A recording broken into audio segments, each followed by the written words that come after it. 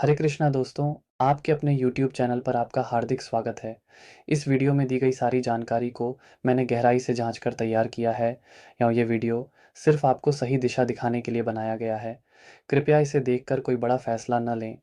अगर आपको ज्योतिषीय सलाह चाहिए तो मुझसे या किसी अनुभवी और काबिल ज्योतिषी से संपर्क ज़रूर करें। दोस्तों, आज मैं ज्योतिष का एक ऐसा अद्भुत और गहरा राज खोलने जा रहा हूँ जिसे सुनकर शायद आप अपनी जन्म कुंडली को देखने का नज़रिया ही हमेशा के लिए बदल देंगे। सोचिए, अगर मैं आपसे कहूँ कि जो जन्म कुंडली D1 चार्ट आप बरसों से देख रहे हैं, वह पूरी सच्चाई नहीं है। हाँ, वह तो सिर्फ एक ट्रेलर है और असली फिल्म, असली कहानी कहीं और छुपी है। जी हाँ, मैं बात कर रहा हूँ नवमांश कुंडली D9 चार्ट की, ज्योतिष के उन सबसे बड़े रहस्यों में से एक, जिसे समझना हर गंभीर विद्यार्थी और जिज्ञासु इंसान के लिए अनिवार्य है। ये सिर्फ एक और कुंडली नहीं है, यह आपकी आत्मा का एक्स-रे है, आपकी असली पहचान का आईना है, आपकी किस्मत की गहराई का पासपोर्ट है। चलिए, इसे एक आसान उदाहरण से समझते हैं। मान लीजिए, आपकी जन्म कुंडली D1 एक शानदार, महंगी और लग्ज़री कार है। दुनिया उस कार को देखती है, उसकी तारीफ़ करती है, लेकिन असली सवाल ये है, उस कार को चला कौन रहा है? वो ड्राइवर कैसा है? अनुभवी है या नौसिखिया? उसे मंज़िल का रास्ता पता है या वो बस इधर-उधर भटक रहा है? यही सारा सच नवमांश कुंडली बताती है। D1 आपका शरीर है और D9 आपकी आत्मा। शरीर को जीवित रखने वाला, जीवन को दिशा देने वाला असली चालक। अब सोचिए, अगर आपकी जन्म कुंडली में कोई ग्रह बहुत कमज़ोर हो, नीच का हो, तो आप सोच सकते हैं कि मेरी तो किस्मत ही खराब है। लेकिन अगर वही ग्रह D9 में जाकर उच्च का हो, बलवान हो जाए, तो कहानी पूरी बदल जाती है। बाहर से भले ही गाड़ी पुरानी लगे, लेकिन अंदर उसका इंजन नया और ड्राइवर मास्टर क्लास का है। ऐसा इंसान बाहर से साधारण दिख सकता है, लेकिन समय आने पर दुनिया को चौंका देता है। इसके उलट भी होता है। D1 में बड़े-बड़े राजयोग, शक्तिशाली ग्रह, लेकिन D9 में वही ग्रह कमज़ोर पड़ जाए, तो नतीजे उम्मीद के मुताबिक नहीं मिलते। यानी गाड़ी तो लाजवाब है, लेकिन ड्राइवर थका हुआ, लापरवाह या नशे में है। अब आते हैं उस सबसे चर्चित पहलू पर, शादी और जीवन साथी। दोस्तों, आपकी शादी कब होगी? किससे होगी? जीवन साथी का रूप रंग कैसा होगा? ये D1 में दिख सकता है। लेकिन शादी कैसी होगी? खुशियों का स्वर्ग बनेगी या रोज़-रोज़ की जंग? ये सिर्फ़ और सिर्फ़ D9 बताता है। जीवन साथी का असली स्वभाव, उसकी आत्मा, उसके कर्मों की गहराई, सब नवमांश खोल कर रख देता है। और हाँ, शादी के बाद आपकी किस्मत का सितारा ऊपर जाएगा या नीचे गिरेगा, यह भी D9 ही तय करता है। अब एक और दिलचस्प बात, आपकी जन्म कुंडली एक पेड़ की तरह है। पेड़ पर कितने फल लगेंगे ये D1 बताएगा, लेकिन वे फल मीठे होंगे, खट्टे होंगे या कड़वे, ये D9 तय करता है। इसे पिछले जन्मों के कर्मों का निचोड़ भी कहा जाता है। और दोस्तों, एक मिथक को यहीं स्पष्ट कर दूं, नवमांश कुंडली जन्म से ही सक्रिय होती है। यह सिर्फ शादी या 30-32 साल के बाद शुरू नहीं होती। हाँ, ये सच है कि शादी जैसे बड़े जीवन घटनाओं या उम्र के कुछ चरणों में इसके परिणाम ज़्यादा स्पष्ट नज़र आते हैं, लेकिन इसका असर आपके जीवन में जन्म से चलता है। यानी आपकी आत्मा का चालक तो शुरुआत से ही ड्राइव कर रहा है, बस कुछ मोड़ ऐसे आते हैं जहाँ उसकी असली ताकत सामने आ जाती है। और इस पूरी आत्मा की कहानी में सबसे अहम किरदार है नवमांश का लग्न स्वामी। यही ग्रह आपका ड्राइवर है, आपकी गाड़ी को मंजिल तक पहुंचाने वाला असली मार्गदर्शक। वह जहाँ बैठा है, जिस भाव में है, जिस स्थिति में है, वही आपकी पूरी जीवन यात्रा की दिशा तय करता है।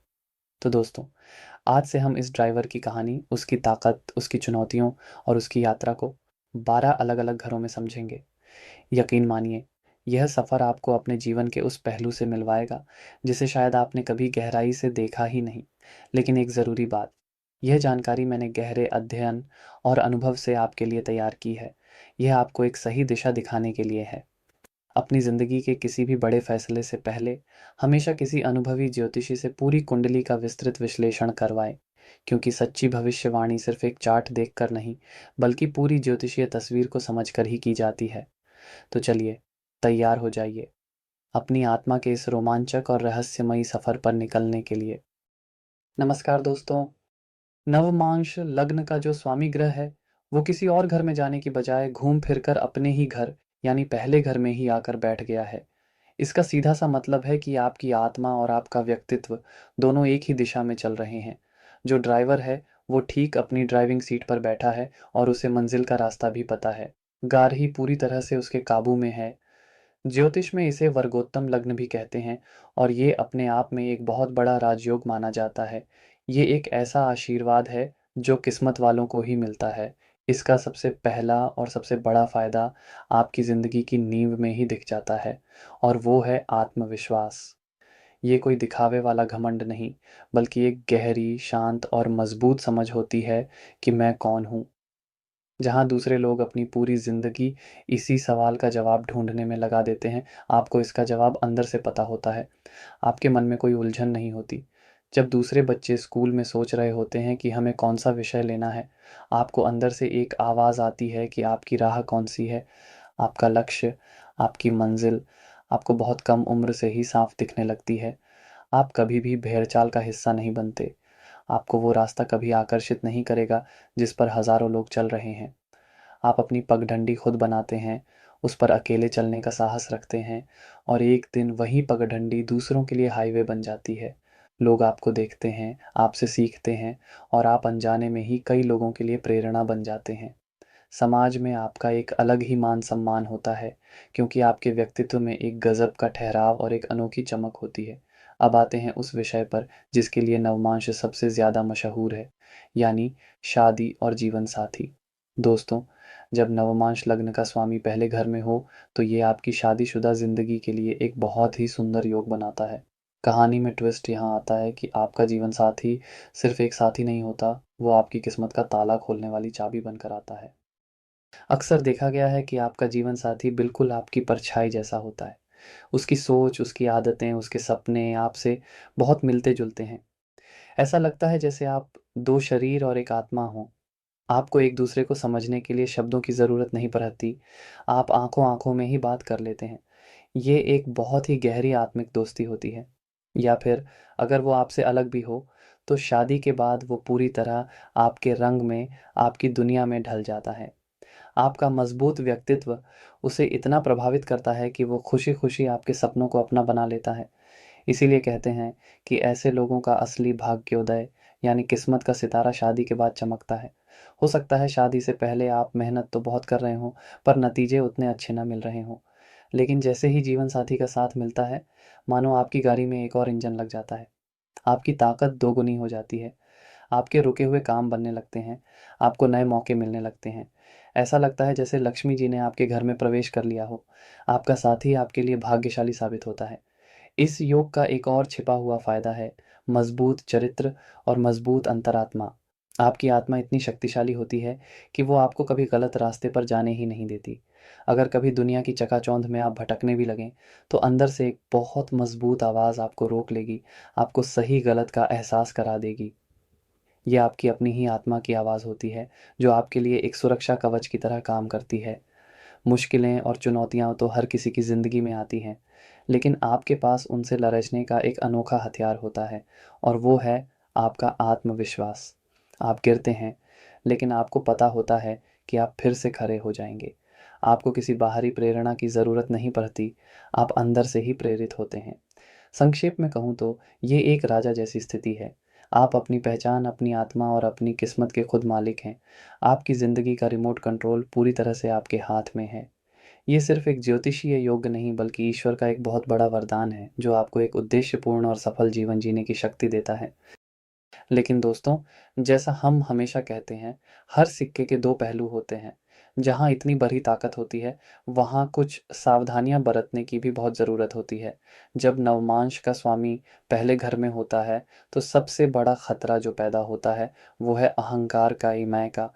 क्योंकि सब कुछ आपके काबू में है, आप अपने फैसले खुद ले रहे हैं और सफल भी हो रहे हैं, तो धीरे-धीरे आपके अंदर ये भावना आ सकती है कि सिर्फ़ मैं ही सही हूँ।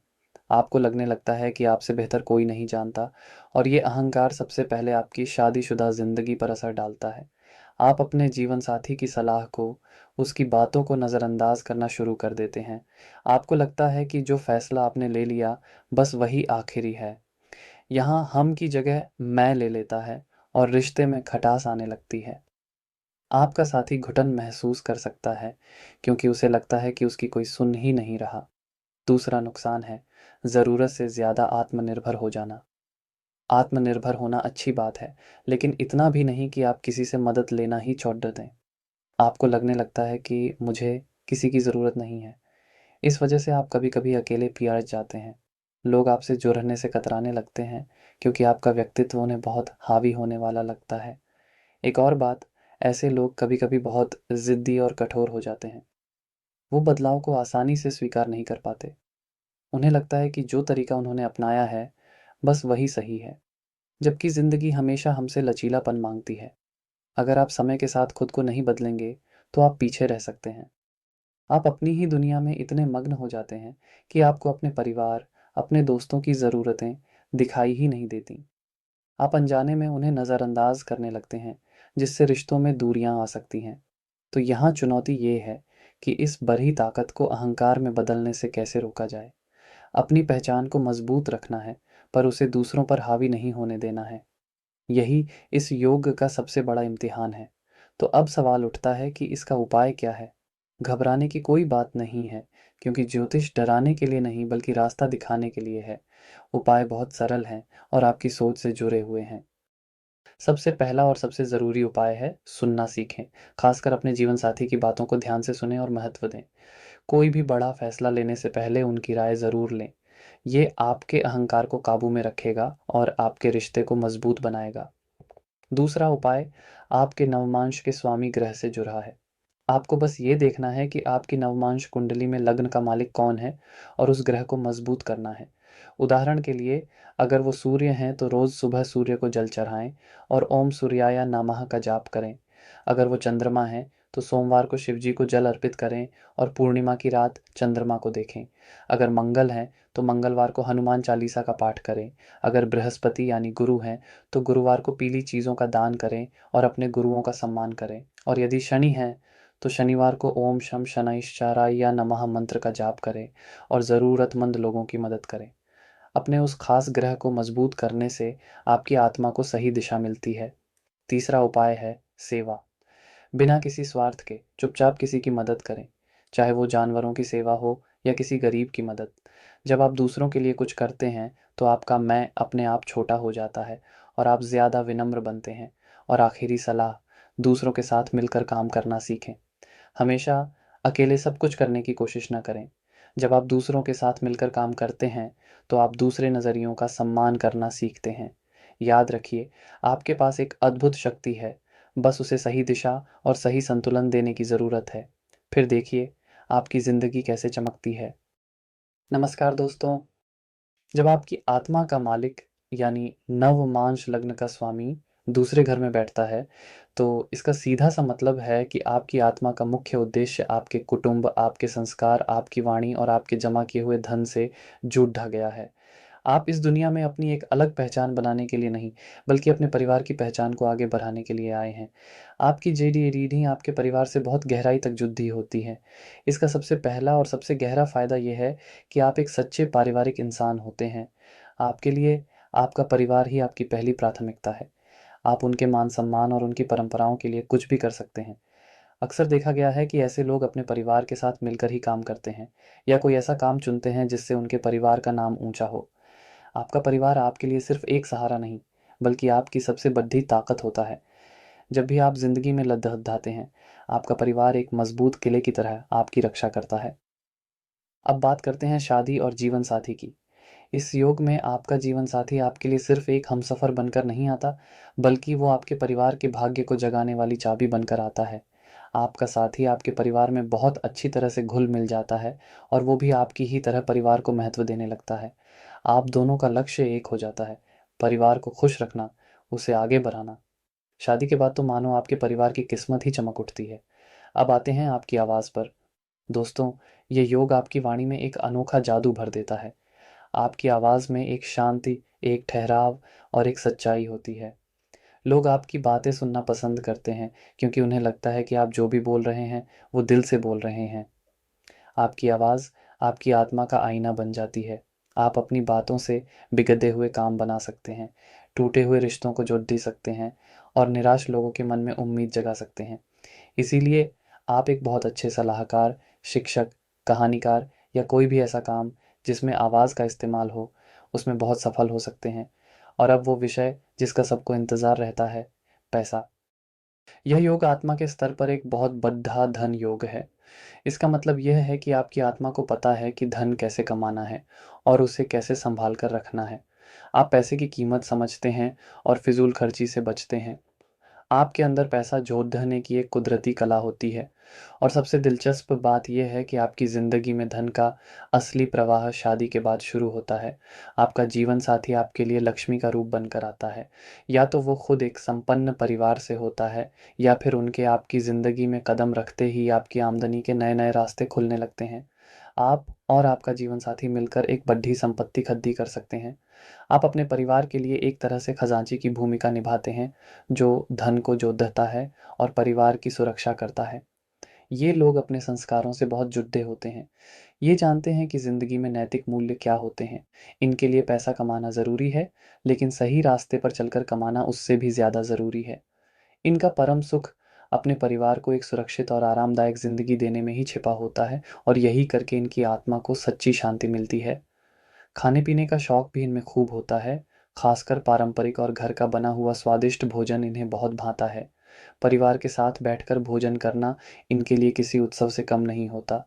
संक्षेप में, यह योग आपको एक स्थिर और सुरक्षित जीवन का वरदान देता है, जहां आपका परिवार आपकी ढाल है, आपकी वाणी आपका हथियार है और आपकी तिजोरी हमेशा भरी रहती है। लेकिन दोस्तों, हर शक्ति अपने साथ कुछ चुनौतियां भी लेकर आती है। अगर इस ताकत को सही तरीके से ना संभाला जाए, तो यही वरदान अभिशाप भी बन सकता है। सबसे पहली और सबसे बड़ी चुनौती है परिवार से ज़रूरत से ज़्यादा जुड़ाव। ये गहरा लगाव कभी-कभी आपकी अपनी पहचान के लिए खतरा बन जाता है। आप अपने परिवार पर इतने ज़्यादा निर्भर हो जाते हैं कि आप खुद के लिए कोई फैसला ही नहीं ले पाते। आप अपने सपनों को, अपनी इच्छाओं को परिवार के लिए कुर्बान कर देते हैं। इससे आपका व्यक्तिगत विकास थम जाता है और आपके अंदर एक घुटन पैदा हो सकती है।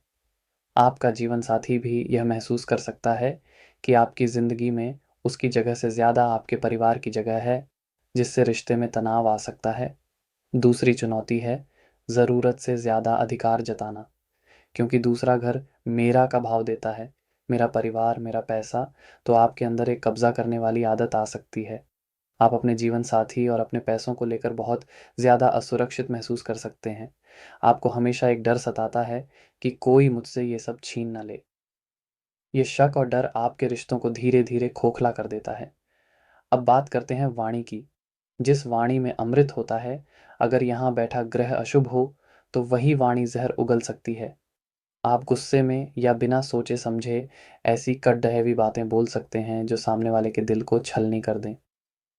सच बोलना अच्छी बात है, पर कड्या जवाब सच बोलकर दूसरों का दिल दुखाना आपकी सबसे बड़ी कमज़ोरी बन सकता है। आपकी ज़ुबान ही आपके बनते-बनते रिश्ते बिगाड़ डाल सकती है। एक और समस्या है ज़िद्दीपन और पुराने विचारों से चिपके रहना। आप अपनी परंपराओं और उसूलों को इतना ज़्यादा महत्व देते हैं कि आप किसी भी नए बदलाव को स्वीकार ही नहीं कर पाते।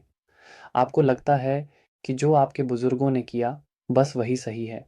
इस वजह से आपकी नई पीढ़ी, खासकर आपके बच्चों के साथ आपकी सोच का टकराव हो सकता है। और अंत में धन को लेकर कंजूसी। आप पैसा बचाने में इतने मग्न हो जाते हैं कि आप एक नंबर के कंजूस बन जाते हैं। आपके पास सब कुछ होते हुए भी आप ज़िंदगी का आनंद नहीं ले पाते। आप हमेशा भविष्य की चिंता में डूबे रहते हैं। आपने पैसों को तो तिजोरी में बंद कर लिया, पर कहीं न कहीं अपनी ज़िंदगी को भी उसी तिजोरी में बंद कर देते हैं। चुनौती यह है कि परिवार की जड्डीयों से जुद्धे रहते हुए भी अपनी उद्यान कैसे भरी जाए।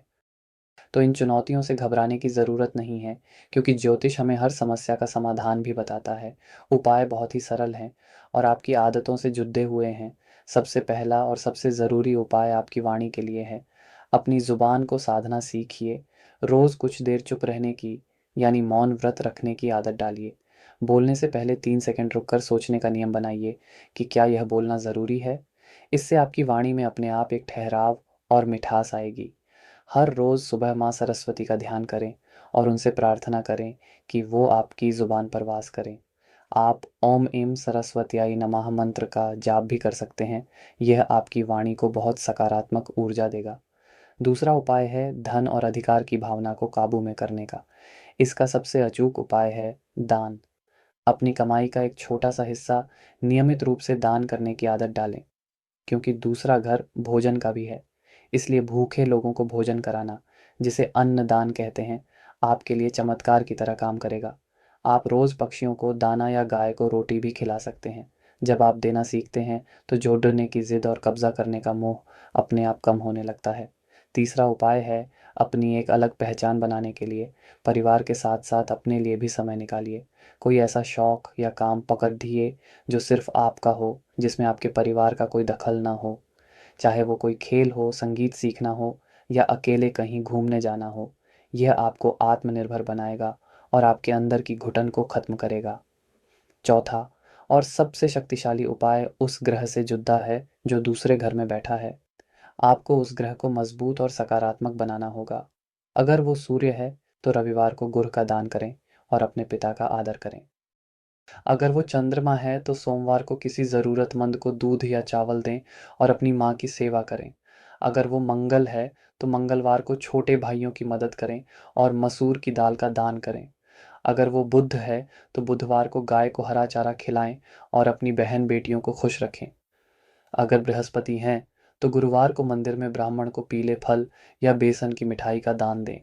अगर शुक्र हैं, तो शुक्रवार को अपनी पत्नी को कोई तोहफा दें और छोटी कन्याओं को खीर खिलाएं। और अगर वो शनि हैं, तो शनिवार को अपने घर के नौकरों या किसी बुजुर्ग की मदद करें और सरसों के तेल का दान करें। ये सरल उपाय आपकी आत्मा को सही दिशा देंगे और आपको इस खूबसूरत योग का पूरा लाभ उठाने में मदद करेंगे। नमस्कार दोस्तों। जब आपकी आत्मा का स्वामी यानी आपके नवमांश लग्न का मालिक तीसरे घर में जाकर बैठता है, तो यह एक बहुत ही खास और शक्तिशाली योग बनाता है। इसका सीधा सा मतलब है कि आपकी आत्मा इस दुनिया में आराम करने नहीं, बल्कि अपने दम पर कुछ कर दिखाने आई है। आपकी पहचान आपके हाथ के हुनर से, आपकी हिम्मत से और आपके फैसलों से बनती है। आप वो इंसान हैं जो बनी बनाई राहों पर नहीं चलते, बल्कि अपने लिए रास्ता खुद बनाते हैं, चाहे वो कितना भी मुश्किल क्यों ना हो। इसका सबसे पहला और सबसे बड़ा फ़ायदा है आपका असीम साहस, जिसे हम पराक्रम कहते हैं। आपके अंदर एक अजीब सी हिम्मत होती है। जहाँ दूसरे लोग मुश्किलों को देखकर घबरा जाते हैं या रास्ता बदल लेते हैं, आप मुश्किलों को एक चुनौती की तरह लेते हैं। आपको चुनौतियों में मज़ा आता है। आपकी आत्मा को शांति तब मिलती है जब वो किसी मुश्किल को हल कर लेती है। आप जोखिम लेने से कभी नहीं डरते, चाहे वो आपके करियर में हो, व्यापार में हो या ज़िंदगी के किसी भी फैसले में हो। यही हिम्मत आपको भिड़ंत से अलग खरेजा करती है। अब बात करते हैं आपके हाथ के हुनर और आपकी संवाद करने की कला की। तीसरा घर आपके हाथों का है, आपकी कला का है। आपकी आत्मा को कुछ न कुछ नया सीखने की, किसी हुनर में माहिर होने की बहुत गहरी इच्छा होती है। ये लोग बहुत अच्छे लेखक, पत्रकार, कलाकार, मार्केटर, सोशल मीडिया एक्सपर्ट या कोई भी ऐसा काम जिसमें अपने हुनर या अपनी कम्युनिकेशन स्किल का इस्तेमाल हो, उसमें कमाल कर सकते हैं। आप अपनी बात को बहुत असरदार तरीके से दूसरों के सामने रख सकते हैं। आपका दिमाग बहुत तेज़ चलता है और आप चीज़ों को बहुत जल्दी सीखते हैं। और अब आते हैं सबसे दिलचस्प हिस्से पर, शादी और जीवन साथी। जब आत्मा का मालिक तीसरे घर में होता है, तो आपका जीवन साथी सिर्फ एक जीवन साथी नहीं होता, वो आपका सबसे बड़ा हिम्मत बढ़ाने वाला दोस्त होता है, आपका पार्टनर इन क्राइम होता है। अक्सर आपका जीवन साथी भी बहुत साहसी, स्वतंत्र विचारों वाला और मेहनती होता है। या फिर वो आपकी ज़िंदगी में आकर आपको जोखिम लेने के लिए प्रेरित करता है। वो आपको कहता है, तुम करो, मैं तुम्हारे साथ हूँ। आप दोनों की जोड़ी एक टीम की तरह काम करती है। आप मिलकर योजनाएँ बनाते हैं, मिलकर जोखिम उठाते हैं और मिलकर सफलता का जश्न मनाते हैं। आपकी शादीशुदा ज़िंदगी एक शांत झील की तरह नहीं, बल्कि एक रोमांचक सफ़र की तरह होती है, जिसमें हर दिन कुछ नया होता है। हो सकता है आपका जीवन साथी आपको किसी छोटी यात्रा में मिला हो या ऑनलाइन मिला हो या किसी पार्टी-ढिढोसी के ज़रिए मिला हो। आपकी शादी के बाद आपकी हिम्मत और भी बारैज जाती है, क्योंकि आपको पता होता है कि आपके पीछे कोई खार ऐसा है जो आप पर भरोसा करता है। ये योग आपको यात्राओं का भी बहुत शौकीन बनाता है, ख़ासकर छोटी-छोटी यात्राओं का। आपको एक जगह टिक कर बैठना पसंद नहीं होता। आपको नए लोगों से मिलना, नई जगहें देखना बहुत अच्छा लगता है और इन्हीं यात्राओं से आपको ज़िंदगी के नए अवसर भी मिलते हैं। आपके शौक ही अक्सर आपका जुनून बन जाते हैं। तीसरा घर आपके शौकों का भी है। आप अपने शौकों को लेकर बहुत गंभीर होते हैं और कई बार आप अपने शौकों को ही अपना पेशा बना लेते हैं और उसमें बहुत सफल भी होते हैं। आपकी आत्मा को वही काम करके खुशी मिलती है जिसमें उसे रोमांच और चुनौती महसूस हो। संक्षेप में कहूँ तो आप एक योद्धा की आत्मा लेकर पैदा हुए हैं। आपकी ज़िंदगी का मकसद है अपनी मेहनत और हिम्मत से अपनी एक अलग दुनिया बनाना। आपको किस्मत के भरोसे बैठना पसंद नहीं, आप अपनी किस्मत अपने हाथों से लिखते हैं। लेकिन दोस्तों, तो जिस तलवार में धार होती है, अगर उसे सावधानी से न चलाया जाए तो वो खुद को भी घायल कर सकती है। इस योग की अपार शक्ति के साथ कुछ गहरी चुनौतियाँ भी जुड़ी हुई हैं। सबसे पहली चुनौती है बेचैनी और अशांति, क्योंकि आपकी आत्मा को हमेशा कुछ नया करने की, कुछ हासिल करने की भूख होती है। आप कभी भी एक जगह शांति से नहीं बैठ पाते। आपके मन में हमेशा एक उथल-पुथल मची रहती है। आपको हमेशा लगता है कि अभी कुछ और करना बाकी है। इस वजह से आप कभी भी वर्तमान पल का पूरी तरह से आनंद नहीं ले पाते। आप एक नौकरी में टिक नहीं पाते, एक शहर में टिक नहीं पाते। यह बेचैनी आपको अंदर से थका सकती है। दूसरी सबसे बड़ी चुनौती है ज़रूरत से ज़्यादा जोखिम लेना। आपकी हिम्मत कभी-कभी दुस्साहस में बदल जाती है। आप बिना सोचे-समझे इतने बड़े जोखिम ले लेते हैं कि अपना सब कुछ दाँव पर लगा देते हैं। ये आदत आपको या तो आसमान पर पहुँचा सकती है या फिर ज़मीन पर गिरा सकती है। बीच का कोई रास्ता नहीं होता। ये जुआ खेलने जैसी आदत आपके पैसों और आपकी स्थिरता के लिए बहुत खतरनाक हो सकती है। अब बात करते हैं संवाद की। जो संवाद करने की कला आपकी सबसे बड़ी ताकत है, वही आपकी सबसे बड़ी कमज़ोरी भी बन सकती है। आप बहस करने में माहिर होते हैं और अपनी बात मनवाने के लिए किसी भी हद तक जा सकते हैं। आपकी ज़ुबान बहुत तेज़ और कभी-कभी चुभने वाली हो सकती है। आप अनजाने में ऐसी बातें बोल जाते हैं जो दूसरों को गहरी चोट पहुँचाती हैं, ख़ासकर आपके जीवन साथी को। आपका मकसद शायद गलत ना हो, लेकिन आपका तरीका गलत हो सकता है। यह स्वभाव आपकी शादीशुदा ज़िंदगी में भी परेशानियाँ खड़ी कर सकता है। आपका जीवनसाथी आपकी लगातार जोखिम लेने की आदत और बेचैनी से परेशान हो सकता है। उसे ज़िंदगी में स्थिरता चाहिए होती है, जबकि आप हमेशा रोमांच की तलाश में रहते हैं। आपकी बहस करने की आदत से घर में रोज़-रोज़ के झगड़ीले हो सकते हैं, जिससे रिश्ते में दूरियाँ आने लगती हैं। इसके अलावा यह योग कभी-कभी आपके छोटे भाई-बहनों के साथ भी आपके रिश्तों में तनाव पैदा कर सकता है। आपकी मेहनत और तरक्की को लेकर उनके मन में जलन की भावना आ सकती है या फिर आपके बीच किसी बात को लेकर मतभेद हो सकते हैं। तो यहाँ सबसे बड़ी चुनौती ये है कि अपनी हिम्मत को दुस्साहस में और अपनी संवाद की कला को बहसबाजी में बदलने से कैसे रोका जाए। तो अब इन चुनौतियों से कैसे निपटा जाए? इसका समाधान भी आपकी हिम्मत और आपकी समझ में ही छिपा है। ज्योतिष आपको रास्ता दिखा सकता है। सबसे पहला और सबसे ज़रूरी उपाय है अपनी अपार ऊर्जा को एक सही दिशा देना। आपकी ऊर्जा को दबाया नहीं जा सकता, उसे सिर्फ़ सही रास्ते पर लगाया जा सकता है। इसके लिए सबसे अच्छा तरीका है कोई भी शारीरिक गतिविधि अपनाना। रोज़ाना कसरत करें, दौड़-डीएच लगाएँ, कोई खेल खेलें या जिम जाएँ। जब आपकी शारीरिक ऊर्जा सही जगह इस्तेमाल होगी, तो आपके मन की बेचैनी अपने आप कम हो जाएगी। दूसरा उपाय है अपनी वाणी को साधने के लिए। जब भी किसी से बात करें, खासकर जब आप किसी बहस में पढ़-डी-डी-एच रहे हों, तो बोलने से पहले 3 सेकंड रुकने की आदत डालें। ये छोटा-सा ब्रेक आपको सोचने का मौका देगा और आप कड़ीडी-डीएचवे शब्द बोलने से बच जाएँगे। इसके अलावा लिखने की आदत डालें। एक डायरी बनाइए और अपने सारे विचार, अपना गुस्सा, अपनी बेचैनी, सब कुछ उसमें लिख डालें। इससे आपके अंदर का तूफ़ान शांत होगा। तीसरा और सबसे शक्तिशाली उपाय उस ग्रह से जुड़ना है, जो तीसरे घर में बैठकर यह योग बना रहा है। आपको उस ग्रह की ऊर्जा को सकारात्मक बनाना होगा। अगर वो मंगल है, जो साहस का स्वामी है, तो मंगलवार को हनुमान चालीसा का पाठ ज़रूर करें। यह आपके साहस को सही दिशा देगा। अगर वो बुध है, जो संवाद का स्वामी है, तो हर बुधवार को भगवान गणेश को दूर्वा चढ़ाएँ और ओम गण गणपतये नमः मंत्र का जाप करें। यह आपकी वाणी में मिठास लाएगा।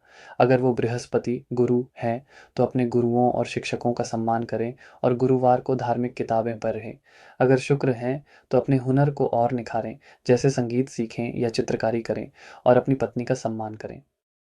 अगर शनि है, तो अपनी मेहनत को एक लंबी अवधि की योजना में लगाएँ और धैर्य रखना सीखें। अगर सूर्य हैं, तो रोज़ सुबह सूर्य नमस्कार करें और अगर चंद्रमा हैं, तो रोज़ रात को सोने से पहले कुछ मिनट ध्यान, मेडिटेशन ज़रूर करें। यह आपके चंचल मन को शांत करेगा। चौथा उपाय है, अपने छोटे भाई-बहनों के साथ अपने रिश्ते को सुधारने की कोशिश करें। उन्हें कोई तोहफ़ा दें, उनसे बात करें, उनकी मदद करें। जब आप तीसरे घर से जुड़े हुए रिश्तों को ठीक करते हैं, तो उस घर से जुड़ी परेशानियाँ अपने आप कम होने लगती हैं। याद रखिए, आप एक ख़ास शक्ति लेकर पैदा हुए हैं। बस आपको उस शक्ति को चलाने का सही तरीका सीखना है। फिर दुनिया की कोई भी मंज़िल आपसे दूर नहीं है। नमस्कार दोस्तों। जब आपकी आत्मा का स्वामी यानी आपके नवमांश लग्न का मालिक घूमकर चौथे घर में आकर बैठ जाता है, तो यह आपकी आत्मा के सबसे गहरे रहस्य को उजागर करता है। ये बताता है कि आप इस दुनिया में बड्ढी-बड्ढी लड़ाइयाँ लड़ने या दुनिया पर राज करने नहीं आए हैं, बल्कि आप अपनी ज़िंदगी में सच्चा सुख और आंतरिक शांति पाने के लिए आए हैं। चौथा, घर ज्योतिष में सुख स्थान कहलाता है और आपकी आत्मा ने सीधे उसी घर को अपना ठिकाना बना लिया है। इसका मतलब है कि आपकी ज़िंदगी का सबसे बड़ा मकसद ही सुख, शांति और संतोष को पाना है। इसका सबसे पहला और सबसे गहरा असर आपकी माँ के साथ आपके रिश्ते पर दिखता है। आपकी माँ आपके लिए सिर्फ एक माँ नहीं होती, वो आपकी गुरु, आपकी सबसे अच्छी दोस्त और आपकी आत्मा का आईना होती है। आपको अपनी माँ के पास बैठकर जो शांति और सुकून मिलता है, वो दुनिया में कहीं और नहीं मिल सकता। आपकी आत्मा का अपनी माँ की आत्मा से एक बहुत ही गहरा और अनकहा रिश्ता होता है। आपकी माँ के दिए हुए संस्कार ही आपकी ज़िंदगी की नींव बनते हैं और आप जीवन भर उन्हीं मूल्यों पर चलते हैं। अब बात करते हैं घर, ज़मीन और जायदाद की। आपके लिए घर सिर्फ ईंट पत्थर का एक मकान नहीं होता, बल्कि वो आपका मंदिर होता है, आपका किला होता है, जहाँ आप दुनिया की हर परेशानी से खुद को सुरक्षित महसूस करते हैं। आपको एक सुंदर, आरामदायक और शांत घर बनाने की बहुत गहरी इच्छा होती है। आप उन लोगों में से हैं जिन्हें अपने घर को सजाना, उसे आरामदायक बनाना और घर में एक शांत माहौल बनाए रखना बहुत पसंद होता है। और किस्मत भी इस काम में आपका पूरा साथ देती है। आपको अपनी ज़िंदगी में अच्छा घर, अच्छी गाड़ी और हर तरह की सुख सुविधाएं बड़ी आसानी से मिल जाती हैं, खासकर शादी के बाद। अब आते हैं सबसे अहम मुद्दे पर, आपकी शादी और आपका जीवन साथी।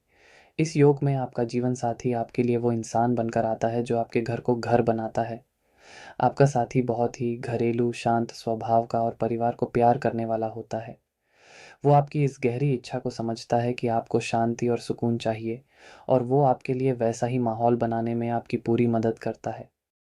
हो सकता है शादी से पहले आप थोड़े बेचैन हों, अपनी जगह तलाश रहे हों, लेकिन शादी के बाद आपका जीवन साथी आपकी ज़िंदगी में एक लंगर की तरह आता है और आपकी भटकती हुई नाव को एक किनारे पर लगा देता है। आपकी शादी के बाद आपका भाग्य चमक उठता है, खासकर घर और संपत्ति के मामलों में। आप दोनों मिलकर एक बहुत ही सुंदर सपनों का घर बनाते हैं, गाड़ियाँ खरीदते हैं और एक बहुत ही आरामदायक ज़िंदगी जीते हैं। आपका जीवन साथी ही आपकी मानसिक शांति की सबसे बड़ी वजह बनता है। आपकी आत्मा को बाहरी दुनिया की चकाचौंध और दिखावे से ज़्यादा अपने निजी जीवन का सुख आकर्षित करता है। आपको बड़ी-बड़ी पार्टियों में जाने से ज़्यादा अच्छा अपने परिवार के साथ घर पर बैठकर वक़्त बिताना लगता है। आप एक बहुत ही निजी इंसान होते हैं, जो अपनी भावनाओं को हर किसी के सामने ज़ाहिर नहीं करते। ये योग आपको अपनी जन्मभूमि और अपनी संस्कृति से भी बहुत गहराई से जोड़ता है। आप चाहे दुनिया के किसी भी कोने में चले जाएँ, आपका दिल हमेशा अपने देश, अपने शहर के लिए धड़धड़कता है। आपको अपने घर का बना खाना, अपनी भाषा और अपनी परंपराएँ बहुत प्यारी होती हैं। यह योग खासकर ज़िंदगी के दूसरे पड़ाव में, यानी 40 की उम्र के बाद, बहुत ही बेहतरीन फल देता है। उस उम्र में जब लोग भाग-दौड़ डीएच करके थक जाते हैं, तब आपके पास एक सुंदर घर, एक प्यार करने वाला परिवार और सबसे बढ़कर मन की शांति होती है। संक्षेप में कहूँ तो आप वो भाग्यशाली इंसान हैं, जिनकी आत्मा की प्यास दुनिया के किसी समंदर से नहीं, बल्कि घर के एक गिलास पानी से ही बुझ जाती है। लेकिन दोस्तों, जहाँ इतना गहरा सुकून और आराम है, वहीं कुछ छुपे हुए खतरे भी हैं, जिनसे सावधान रहना बहुत ज़रूरी है। सबसे पहली और सबसे बड़ी चुनौती है आलस और आत्मसंतुष्टि, क्योंकि आपको आराम और सुकून इतना ज़्यादा पसंद होता है कि आप कई बार अपनी आरामदेह दुनिया से बाहर ही नहीं निकलना चाहते। आप चुनौतियों से भागने लगते हैं। अगर कोई ऐसा मौका आता है जिसमें मेहनत करनी पड़े या घर से दूर जाना पड़े, तो आप उसे छोड़ देते हैं। ये आदत आपके विकास में सबसे बड़ी बाधा बन सकती है और आप अपनी काबिलियत से बहुत कम हासिल कर पाते हैं। दूसरी चुनौती है अपनी माँ या अपने परिवार पर ज़रूरत से ज़्यादा निर्भरता। आपका अपनी माँ से लगाव इतना ज़्यादा हो सकता है कि आप शादी के बाद भी हर फैसले के लिए उन पर निर्भर रहते हैं। ये बात आपके जीवन साथी को बहुत चुभ सकती है। उन्हें लग सकता है कि आपकी ज़िंदगी में उनकी अपनी कोई जगह ही नहीं है। इस वजह से घर में माँ और पत्नी के बीच तनाव का माहौल बन सकता है और आपकी शादीशुदा ज़िंदगी का सुकून छिन सकता है। तीसरी बड्डी समस्या है ज़रूरत से ज़्यादा भावुक और संवेदनशील होना, क्योंकि चौथा घर भावनाओं का सागर है। आप बहुत जल्दी किसी भी बात को दिल पर ले लेते हैं। छोटी-छोटी बातें आपको गहरी चोट पहुँचा सकती हैं। आप बहुत मूडी हो सकते हैं, यानी एक पल में बहुत खुश और दूसरे ही पल में बहुत दुखी। आपकी यह आदत दूसरों के लिए आपको समझना बहुत मुश्किल बना देती है। एक और चुनौती है बदलाव से डरना। आपको अपनी ज़िंदगी में किसी भी तरह का बदलाव पसंद नहीं आता, क्योंकि उससे आपका सुकून भंग होता है। चाहे नौकरी बदलना हो, शहर बदलना हो या घर में कोई नया नियम लागू करना हो, आप उसका विरोध करते हैं। यह ज़िद्दीपन आपको समय के साथ आगे बढ़ने से रोकता है। इसके अलावा अपने घर और अपनी निजी दुनिया में आप इतने ज़्यादा खो जाते हैं कि आप बाहरी दुनिया से कट जाते हैं। आप सामाजिक होने से बचते हैं, दोस्तों से मिलना-जुलना कम कर देते हैं और धीरे-धीरे अकेले पे डीडीडीएच जाते हैं। तो यहाँ सबसे बड़ी चुनौती ये है कि सुकून को आलस में और भावनाओं को कमज़ोरी में बदलने से कैसे रोका जाए। तो अब सवाल उठता है कि इन चुनौतियों का सामना कैसे करें? घबराइए मत, समाधान बहुत ही सरल और व्यावहारिक हैं। सबसे पहला उपाय है अपने आरामदेह दायरे से बाहर निकलना। जानबूझकर खुद को छोटी-छोटी चुनौतियाँ दें। कोई नया हुनर सीखना शुरू करें, कोई नया खेल खेलें या हफ्ते में एक बार किसी ऐसी सामाजिक जगह पर जाइए जहाँ आप आम तौर पर नहीं जाते। ये आपको आलस से दूर रखेगा और आपकी तरक्की के रास्ते खोलेगा। दूसरा और सबसे ज़रूरी उपाय है अपनी माँ और अपने जीवन साथी के बीच एक संतुलन बनाना। अपनी माँ का सम्मान करें, उनकी सेवा करें, लेकिन अपने जीवन साथी को यह महसूस कराएँ कि वो आपकी ज़िंदगी की सबसे बड़ी प्राथमिकता है। घर के बड़े फैसले हमेशा अपनी पत्नी या पति के साथ मिलकर लें। ये आपके रिश्ते में विश्वास और मज़बूती लाएगा। तीसरा उपाय है अपनी अत्यधिक भावुकता को काबू में करने के लिए। इसका सबसे अच्छा तरीका है ध्यान यानी मेडिटेशन। रोज़ाना सिर्फ 10 मिनट आंखें बंद करके अपनी सांसों पर ध्यान केंद्रित करें। यह आपके मन के तूफान को शांत करेगा। इसके अलावा चंद्रमा की ऊर्जा से जुड़ दें। सोमवार को शिव जी को जल चढ़ाएं और पूर्णिमा की रात कुछ देर चांद की रोशनी में बैठें। चंद्रमा मन का कारक है और यह उपाय आपके मन को स्थिर करेगा। चौथा और सबसे शक्तिशाली उपाय उस ग्रह से जुड़ता है जो चौथे घर में बैठकर यह योग बना रहा है। आपको उस ग्रह की ऊर्जा को सकारात्मक दिशा देनी होगी। अगर वो चंद्रमा है जो यहाँ का राजा है, तो अपने घर को हमेशा साफ सुथरा रखें और अपनी माँ को चांदी की कोई चीज़ तोहफे में दें। अगर वो सूर्य है, तो अपने घर में सूर्य की रोशनी आने दें और रविवार को अपने घर पर दोस्तों या परिवार को खाने पर बुलाएं। अगर मंगल है, तो घर में लड्ढाई झगड़े से बचें और घर में एक छोटा सा बगीचा लगाएं। अगर बुध है, तो घर में किताबें रखें और ज्ञान की चर्चा का माहौल बनाएं। अगर बृहस्पति, गुरु हैं, तो अपने घर में एक पूजा का स्थान ज़रूर बनाएं और रोज़ वहाँ दिया जलाएं। अगर शुक्र हैं, तो अपने घर को सुंदर चीज़ों से सजाएं, परफ्यूम या फूलों का इस्तेमाल करें। और अगर शनि है, तो अपने घर की जिम्मेदारियों को बोझ ना समझें और घर के बुजुर्गों की सेवा करें। याद रखिए, आपकी सबसे बड़ी ताकत आपका घर और आपका मन है। अगर आपने इन दोनों को साध लिया, तो दुनिया का सच्चा सुख आपकी मुट्ठी में होगा। नमस्कार दोस्तों। जब आपकी आत्मा का मालिक यानी आपके नवमांश लग्न का स्वामी यात्रा करके पांचवें घर में विराजमान हो जाता है, तो यह ज्योतिष का एक सबसे भाग्यशाली और खूबसूरत योग बनाता है। इसे पूर्व पुण्य का घर कहते हैं, यानी आपके पिछले जन्मों के अच्छे कर्मों का खजाना। और आपकी आत्मा की चाबी सीधे उसी खजाने के ऊपर रखी है। इसका मतलब है कि आप इस जन्म में एक खाली हाथ नहीं आए हैं, बल्कि अपने साथ बहुत सारा आशीर्वाद और अच्छी किस्मत लेकर आए हैं। इसका सबसे पहला फायदा आपकी बुद्धि और ज्ञान में दिखता है। आपके पास एक कुदरती समझ होती है। आपको चीज़ें सीखने के लिए बहुत मेहनत नहीं करनी पड़ती, वो अपने आप आपके दिमाग में उतर जाती हैं। आपकी सोच बहुत रचनात्मक और मौलिक होती है। आप किसी भी समस्या का एक ऐसा समाधान निकाल सकते हैं जो किसी और ने सोचा भी ना हो। आपकी आत्मा को ज्ञान की प्यास होती है और यह प्यास आपको ज़िंदगी में बहुत बुद्धिमान और ज्ञानी बनाती है। अब बात करते हैं रचनात्मकता की। पांचवा घर कला का, सृजन का और आत्म अभिव्यक्ति का है।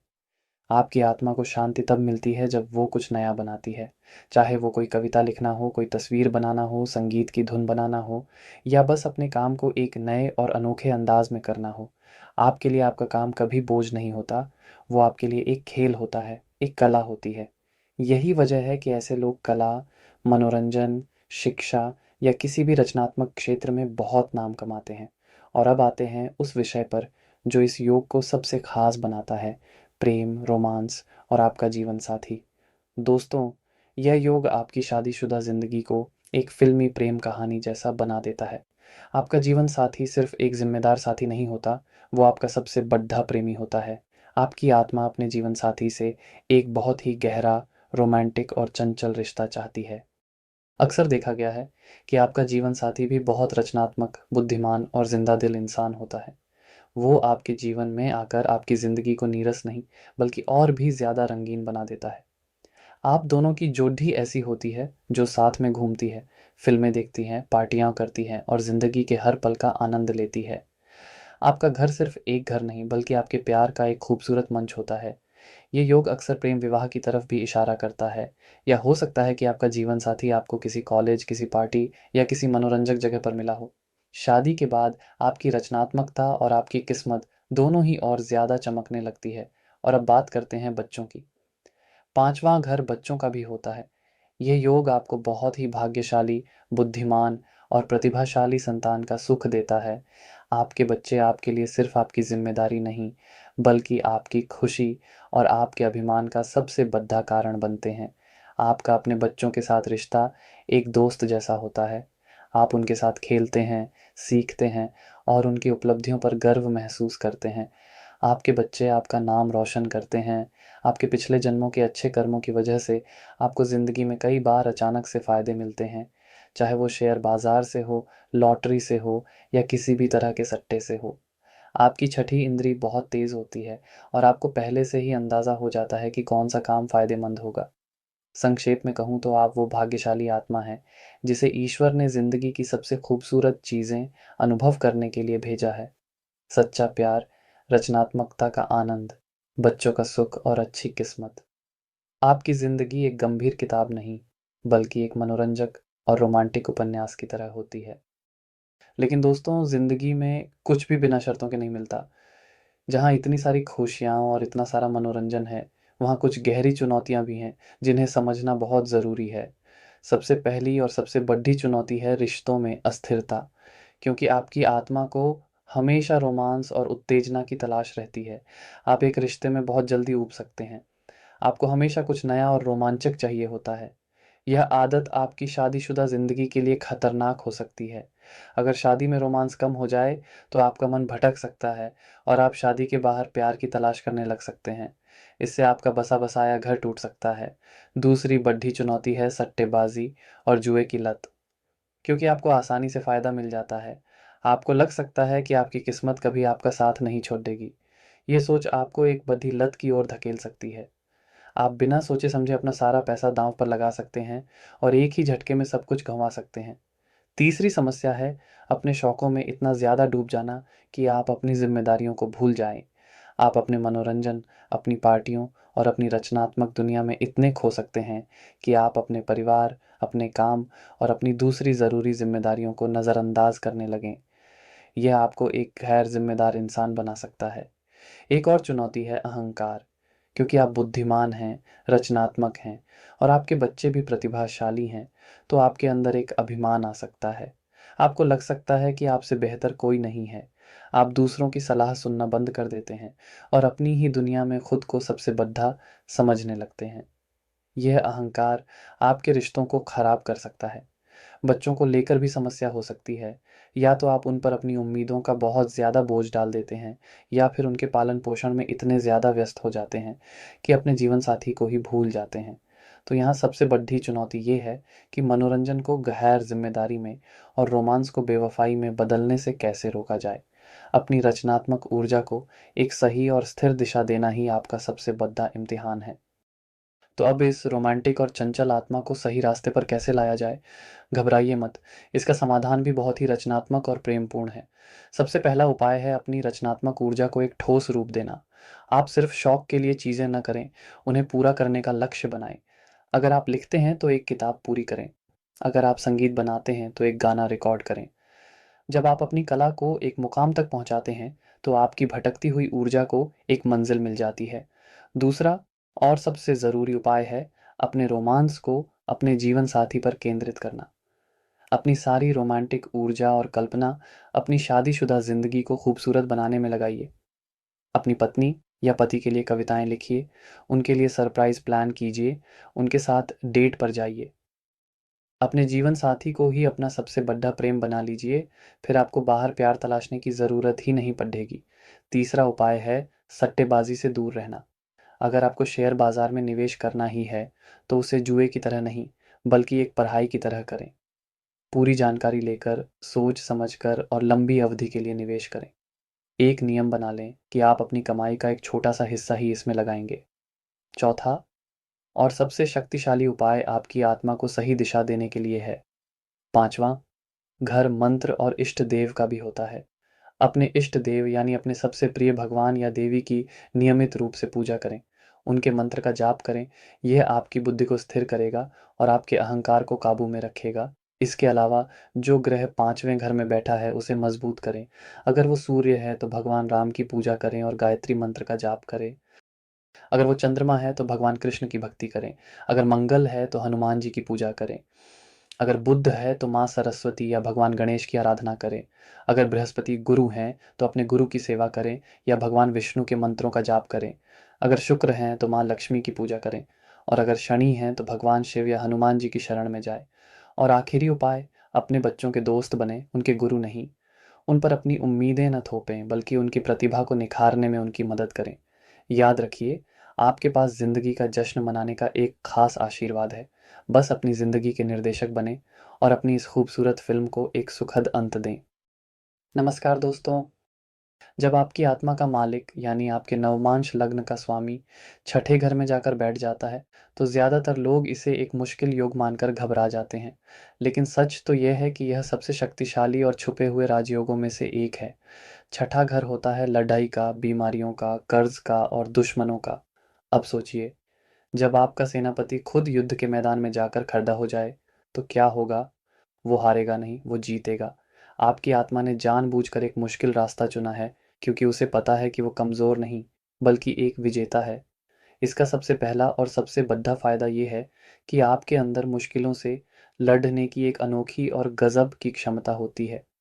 जहाँ आम इंसान छोटी-छोटी परेशानियों से टूट जाता है, आप बड्ढी से बड्ढी चुनौती का सामना भी डटकर करते हैं। आपकी ज़िंदगी में संघर्ष और बाधाएँ आती ज़रूर हैं, लेकिन हर बाधा आपको कमज़ोर नहीं, बल्कि और ज़्यादा मज़बूत बनाकर जाती है। आप एक आध्यात्मिक योद्धा की तरह हैं, जो जानता है कि हर लड़ाई उसे कुछ नया सिखाने आई है। यही वजह है कि आप प्रतियोगिता में बहुत अच्छा करते हैं। चाहे वो कोई परीक्षा हो, नौकरी का इंटरव्यू हो या कोई खेल हो, आप जीतने के लिए ही खेलते हैं। अब बात करते हैं दूसरे छुपे हुए गुण की, सेवा भाव। छठा घर सेवा का भी होता है। आपकी आत्मा को सच्ची शांति और खुशी दूसरों की मदद करके, उनकी पीड़िता को कम करके मिलती है। आप एक बहुत अच्छे डॉक्टर, वकील, नर्स, सामाजिक कार्यकर्ता या किसी भी ऐसे पेशे में हो सकते हैं, जहां आप लोगों की समस्याओं को सुलझाते हैं। जब आप किसी दुखी इंसान के आंसू पोंछते हैं, तो आपको लगता है कि आपने अपनी ज़िंदगी का मकसद पा लिया है। आपकी अपनी ज़िंदगी के संघर्ष आपको दूसरों के दुख के प्रति बहुत ज़्यादा संवेदनशील और दयालु बना देते हैं। और अब आते हैं सबसे दिलचस्प मुद्दे पर, आपकी शादी और आपका जीवन साथी। यह एक बहुत ही अनोखा और गहरा रिश्ता होता है। अक्सर देखा गया है कि आपका जीवन साथी भी सेवा के क्षेत्र से जुड़ा हो सकता है, जैसे कि वो कोई डॉक्टर, वकील, पुलिस या सेना में हो। या फिर यह भी हो सकता है कि आपका जीवन साथी वो इंसान हो जिसे आपकी मदद की, आपकी सेवा की ज़रूरत हो। आपका रिश्ता एक रोमांटिक फ़िल्म जैसा नहीं, बल्कि एक प्रैक्टिकल और मज़बूत साझेदारी जैसा होता है। आप अपने जीवन साथी के लिए एक सुरक्षा कवच की तरह होते हैं। आप उनकी हर मुश्किल में उनके साथ खड़ीडी रहते हैं और उन्हें हर लड़ाई में जिताने की कोशिश करते हैं। आपकी शादी का आधार प्यार से ज़्यादा एक दूसरे की देखभाल और एक दूसरे के प्रति ज़िम्मेदारी पर टिका होता है। यह एक ऐसा रिश्ता है जो मुश्किलों की आग में तपकर और भी ज़्यादा मज़बूत होता जाता है। शादी के बाद आपको अपने जीवन का असली मकसद समझ में आता है, जो है सेवा और संघर्ष में विजय पाना। यह योग आपको एक बहुत ही अनुशासित इंसान भी बनाता है। आपको एक व्यवस्थित दिनचर्या, सही खान-पान और कसरत का महत्व पता होता है, क्योंकि आप जानते हैं कि एक मजबूत लड़ाई लड़ने के लिए एक मजबूत शरीर और दिमाग का होना बहुत ज़रूरी है। आपके अंदर समस्याओं को जड़ से समझने और उनका विश्लेषण करने की अद्भुत क्षमता होती है। आप किसी भी मामले की तह तक पहुँच जाते हैं और एक परफेक्ट प्लान बनाकर उसे हल करते हैं। यही वजह है कि आप मैनेजमेंट और रणनीति बनाने में भी माहिर होते हैं। संक्षेप में कहूँ तो आपकी आत्मा ने एक आसान ज़िंदगी नहीं, बल्कि एक सार्थक ज़िंदगी चुनी है। आपकी पहचान आपकी जीती हुई लड़ाइयों से बनती है। आप वो हीरा हैं जो कोयले की खान में ही मिलता है, और जितना ज़्यादा आप पर दबाव पड़ता है, आप उतने ही ज़्यादा चमकते हैं। लेकिन दोस्तों, हर योद्धा को लाठी-ढाई में कुछ घाव भी मिलते हैं। इस शक्तिशाली योग के साथ कुछ गहरी और दर्दनाक चुनौतियाँ भी जुड़ी हुई हैं, जिन्हें नज़रअंदाज नहीं किया जा सकता। सबसे पहली और सबसे बड़ी चुनौती है निरंतर संघर्ष और मानसिक तनाव। आपकी ज़िंदगी में शायद ही कोई ऐसा दौर आता है जब कोई लड़ाई ना चल रही हो। एक समस्या खत्म होती है तो दूसरी दरवाजे पर खड़ी होती है। ये लगातार लड़ने की स्थिति आपको अंदर से बहुत ज़्यादा थका सकती है। आपको हमेशा चिंता, तनाव और असुरक्षा की भावना घेरे रहती है। ये तनाव अक्सर आपकी सेहत पर भी असर डालता है और आपको पेट से जुड़ी समस्याएं, चिंता रोग या नींद ना आने की बीमारी दे सकता है। दूसरी सबसे बड़ी चुनौती है आपकी शादीशुदा ज़िंदगी। छठा घर, सातवें घर, शादी का घर से 12वां होता है, जो कि हानि का घर है। इसका मतलब है कि आपकी शादी में सुख की हानि हो सकती है। आपके और आपके जीवन साथी के बीच लगातार लड़ाई झगड़े, मतभेद और बहस का माहौल बना रह सकता है। आपको हमेशा लग सकता है कि आप इस रिश्ते में सिर्फ सेवा ही कर रहे हैं और आपको बदले में कुछ नहीं मिल रहा। या फिर यह भी हो सकता है कि आपका जीवन साथी हमेशा बीमार रहे या किसी न किसी परेशानी में घिरा रहे, जिसकी वजह से आपकी सारी ऊर्जा उन्हीं की देखभाल में लग जाए। तीसरी समस्या है आपका लड़ने वाला स्वभाव। क्योंकि आपकी आत्मा एक योद्धा की है, आप हर छोटी-छोटी बात में लड़ाई ढूँढ लेते हैं। आप बहुत जल्दी बहस करने लगते हैं और दूसरों की गलतियाँ निकालने में माहिर होते हैं। आपका यह आलोचना करने वाला स्वभाव आपके दोस्तों, परिवार और सहकर्मियों को आपसे दूर कर सकता है। लोग आपसे बात करने में डरने लगते हैं कि कहीं आप कोई बहस ना शुरू कर दें। एक और बद्धा खतरा है कर्ज। छठा घर कर्ज का भी होता है। हो सकता है कि आप अपनी ज़रूरतों को पूरा करने के लिए या किसी मुश्किल से निकलने के लिए कर्ज के जाल में फंस जाए। और सबसे बड़ा खतरा है शिकार वाली मानसिकता का। अगर आपकी ऊर्जा नकारात्मक हो जाए तो आप खुद को एक योद्धा की जगह एक बेचारा शिकार समझने लगते हैं। आपको लगने लगता है कि सारी दुनिया आपके खिलाफ है, सब आपके दुश्मन हैं और आपकी किस्मत ही खराब है।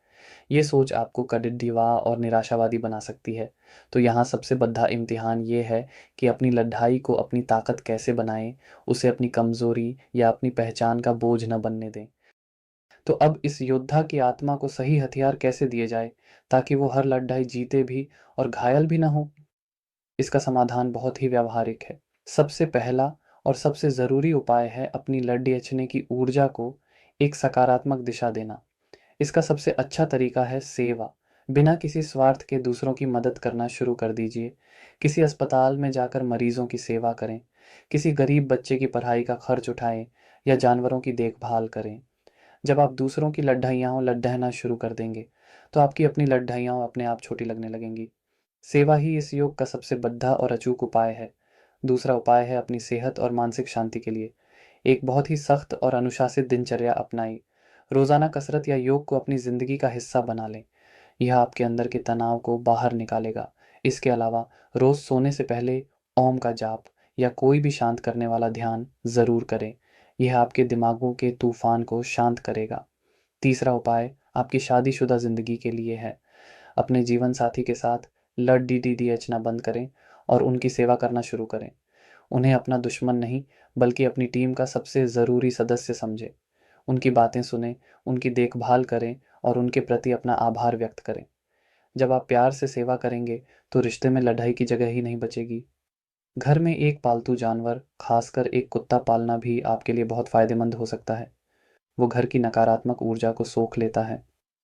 चौथा और सबसे शक्तिशाली उपाय उस ग्रह से जुड़ा है जो छठे घर में बैठा है। आपको उस ग्रह को शांत और सकारात्मक रखना होगा। अगर वो मंगल है तो हर मंगलवार को हनुमान जी को सिंदूर चढ़ाएँ और हनुमान चालीसा का पाठ करें। अगर वो शनि है तो हर शनिवार को ज़रूरतमंदों और विकलांग लोगों की मदद करें और उन्हें भोजन कराएँ। अगर सूर्य है तो रोज़ सुबह सूर्य को जल दें और गायत्री मंत्र का जाप करें। अगर बुध है तो बुधवार को गाय को हरा चारा खिलाएँ। अगर बृहस्पति हैं तो अपने गुरु या किसी शिक्षक की सेवा करें। अगर चंद्रमा है तो सोमवार को शिव जी की पूजा करें और अपनी माँ की सेवा करें। और अगर शुक्र है तो शुक्रवार को महिलाओं का सम्मान करें और उन्हें कुछ मीठा खिलाएं। याद रखिए, आपकी ज़िंदगी एक युद्ध का मैदान ज़रूर है, लेकिन आप उसके सिर्फ एक सिपाही नहीं बल्कि सेनापति हैं। अपनी लड़ाइयों को अपना बोझ नहीं, अपना गौरव समझिए। नमस्कार दोस्तों। जब आपकी आत्मा का मालिक यानी आपके नवमांश लग्न का स्वामी अपना घर छोड़कर सीधे सातवें घर में जाकर बैठ जाता है, तो यह आपकी ज़िंदगी की सबसे बड़ी सच्चाई को बयान करता है। ये बताता है कि आपकी आत्मा की कहानी आपके अकेले के बारे में है ही नहीं, ये आप और आपके जीवन साथी दोनों के बारे में है। आपकी आत्मा का मकसद ही एक साथी को पाना, एक मजबूत रिश्ता बनाना और उसी रिश्ते के ज़रिए खुद को खोजना है। आप मैं के लिए नहीं, बल्कि हम के लिए बने हैं। इसका सबसे पहला और सबसे खूबसूरत फ़ायदा आपकी शादीशुदा ज़िंदगी में दिखता है। आपका जीवन साथी आपके लिए सिर्फ़ एक हमसफ़र नहीं होता, बल्कि वो आपकी किस्मत का दरवाज़ा खोलने वाली चाबी होता है। शादी के बाद आपकी ज़िंदगी 360 डिग्री पर बदल जाती है। शादी से पहले हो सकता है कि आप खोए-खोए से हों, आपको समझ ना आ रहा हो कि ज़िंदगी में करना क्या है।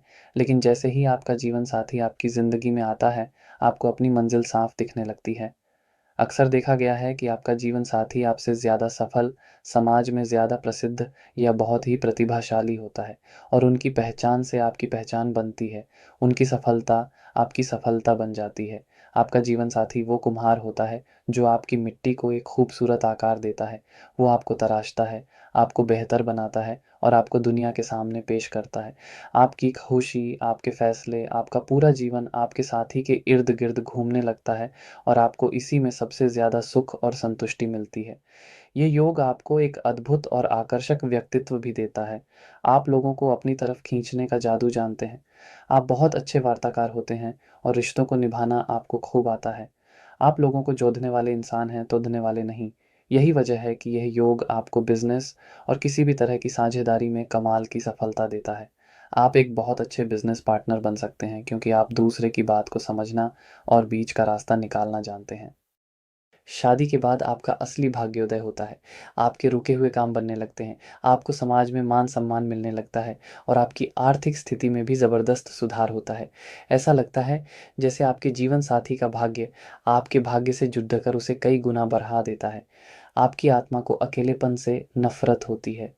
आपको लोगों के बीच रहना, उनसे बात करना और रिश्ते बनाना पसंद होता है। आप एक बेहतरीन मेज़बान होते हैं और लोग आपके घर आना पसंद करते हैं।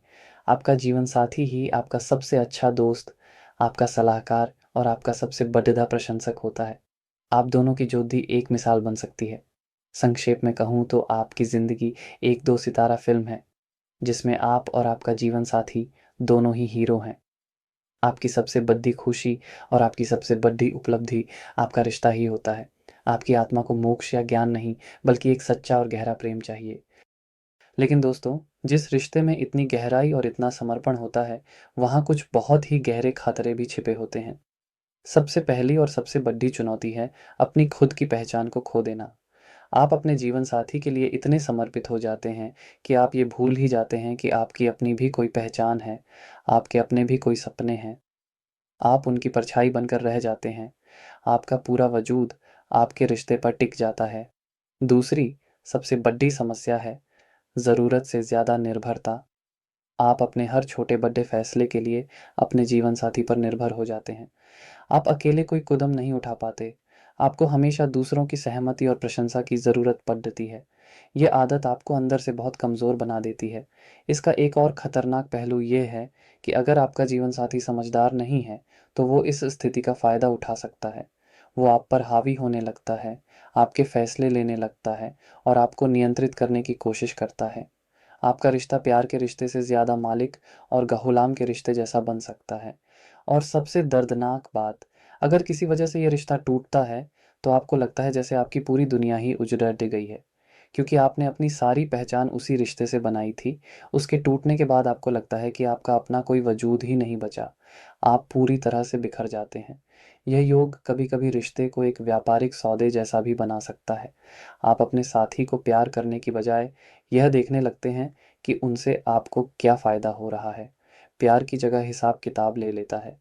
आपको अकेले रहने से इतना डर लगता है कि आप एक खराब रिश्ते में भी सिर्फ़ इसलिए बने रहते हैं क्योंकि आप अकेले नहीं रहना चाहते। आप अपनी खुशी से ज़्यादा इस बात को महत्व देते हैं कि दुनिया क्या कहेगी। तो यहाँ सबसे बड़ी चुनौती ये है कि अपने साथी से प्यार करते हुए भी अपनी पहचान को कैसे ज़िंदा रखा जाए। हम बनने की कोशिश में मैं को पूरी तरह से मिटा ना दिया जाए। तो अब इस खूबसूरत रिश्ते को एक मजबूत और स्वस्थ रिश्ता कैसे बनाया जाए? इसका उपाय आपके रिश्ते को तोड़ डालने में नहीं, बल्कि उसे और गहराई से जोड़ धरने में है, लेकिन एक नए तरीके से। सबसे पहला उपाय है आत्म प्रेम। अपने जीवन साथी से प्यार करना बहुत अच्छी बात है, लेकिन उससे पहले खुद से प्यार करना सीखिए। रोज़ कम से कम 15-20 मिनट सिर्फ अपने साथ बिताइए, जिसे मी टाइम कहते हैं। इस समय में वो काम कीजिए जो सिर्फ आपको खुशी देता हो, आपके जीवन साथी को नहीं। दूसरा, सबसे ज़रूरी उपाय है अपने लिए एक अलग शौक या एक अलग पहचान बनाना। कोई ऐसा हुनर सीखिए या कोई ऐसा काम कीजिए जो सिर्फ़ आपका हो। चाहे वो कोई खेल हो, कोई कला हो या कोई छोटा-मोटा काम हो। जब आपकी अपनी एक अलग पहचान होगी, तो आप रिश्ते में ज़्यादा आत्मविश्वासी महसूस करेंगे।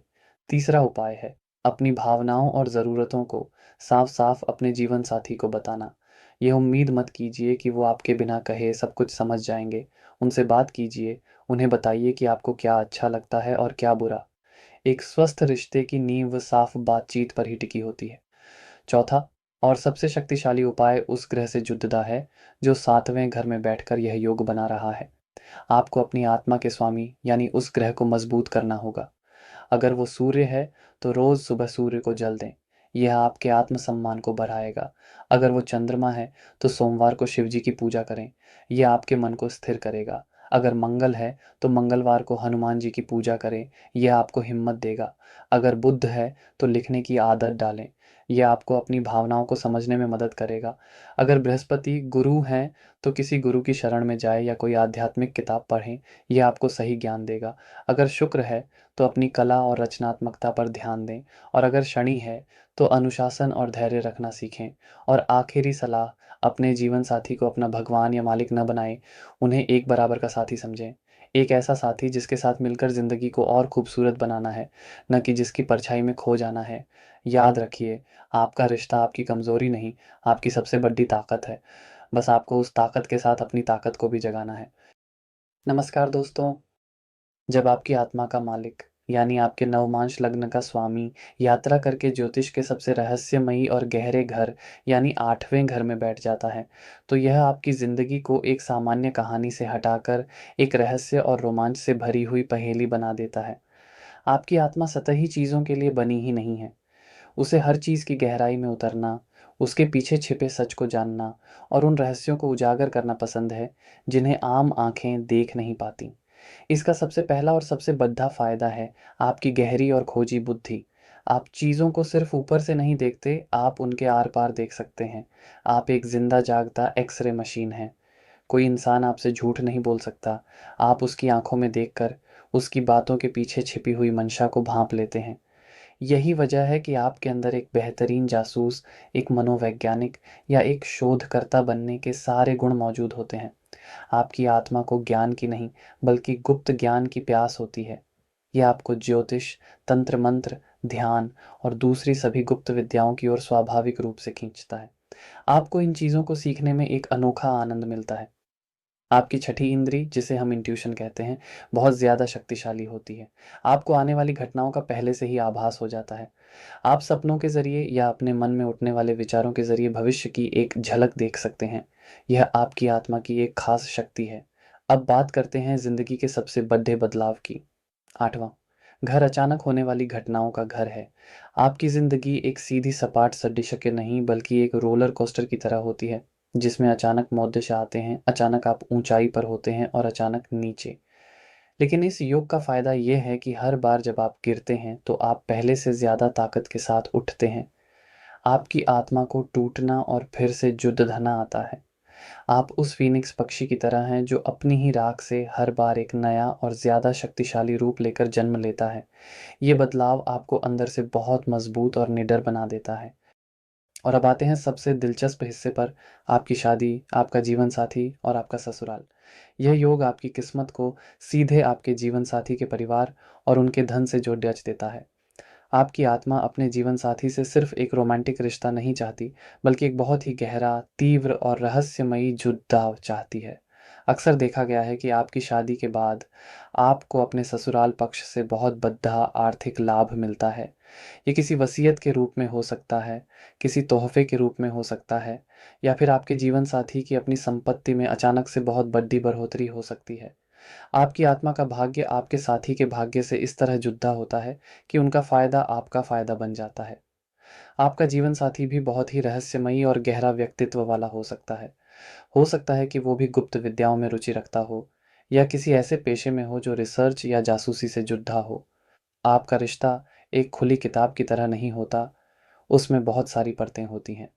आप दोनों के बीच एक ऐसी गहरी समझ होती है जिसे दुनिया नहीं समझ सकती। यह योग आपको एक बहुत ही तीव्र और गहरा शारीरिक और भावनात्मक सुख भी देता है। आपका अपने साथी के साथ सिर्फ शरीर का नहीं, बल्कि आत्मा का मिलन होता है। यह आपके रिश्ते को एक अलग ही स्तर की मजबूती देता है। संक्षेप में कहूँ तो आपकी आत्मा एक खजाने की खोज पर निकले हुए यात्री की तरह है। रास्ते में तूफान भी हैं, अंधेरी गुफाएं भी हैं, लेकिन अंत में आपको एक ऐसा खजाना मिलता है जो दुनिया में किसी और को नहीं मिलता। आपकी ज़िंदगी एक रोमांचक थ्रिलर फिल्म की तरह है, जिसका हर अगला सीन पहले से ज़्यादा दिलचस्प होता है।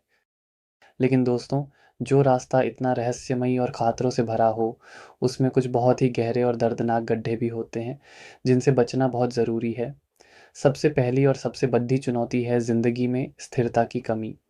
आपकी ज़िंदगी में लगातार उतार-चढ़ाव बने रहते हैं। आपको कभी भी यह नहीं पता होता कि अगले पल क्या होने वाला है। यह अनिश्चितता आपको अंदर से बहुत ज़्यादा बेचैन और असुरक्षित बना सकती है। आपको कभी भी मानसिक शांति का अनुभव नहीं हो पाता। दूसरी सबसे बड़ी चुनौती आपकी शादीशुदा ज़िंदगी से जुड़ी है। जहाँ एक तरफ यह योग बहुत गहरा प्यार देता है, वहीं दूसरी तरफ ये बहुत गहरे मतभेद और शक भी पैदा करता है। आपका रिश्ता प्यार और नफ़रत की एक अजीब-सी पहेली बन सकता है। आप अपने साथी को लेकर बहुत ज़्यादा अधिकार जताने वाले और शक्की हो सकते हैं। आप उनकी जासूसी कर सकते हैं, उन पर शक कर सकते हैं, जिससे रिश्ते में ज़हर घुल जाता है। आपके ससुराल पक्ष से भी समस्याएं आ सकती हैं।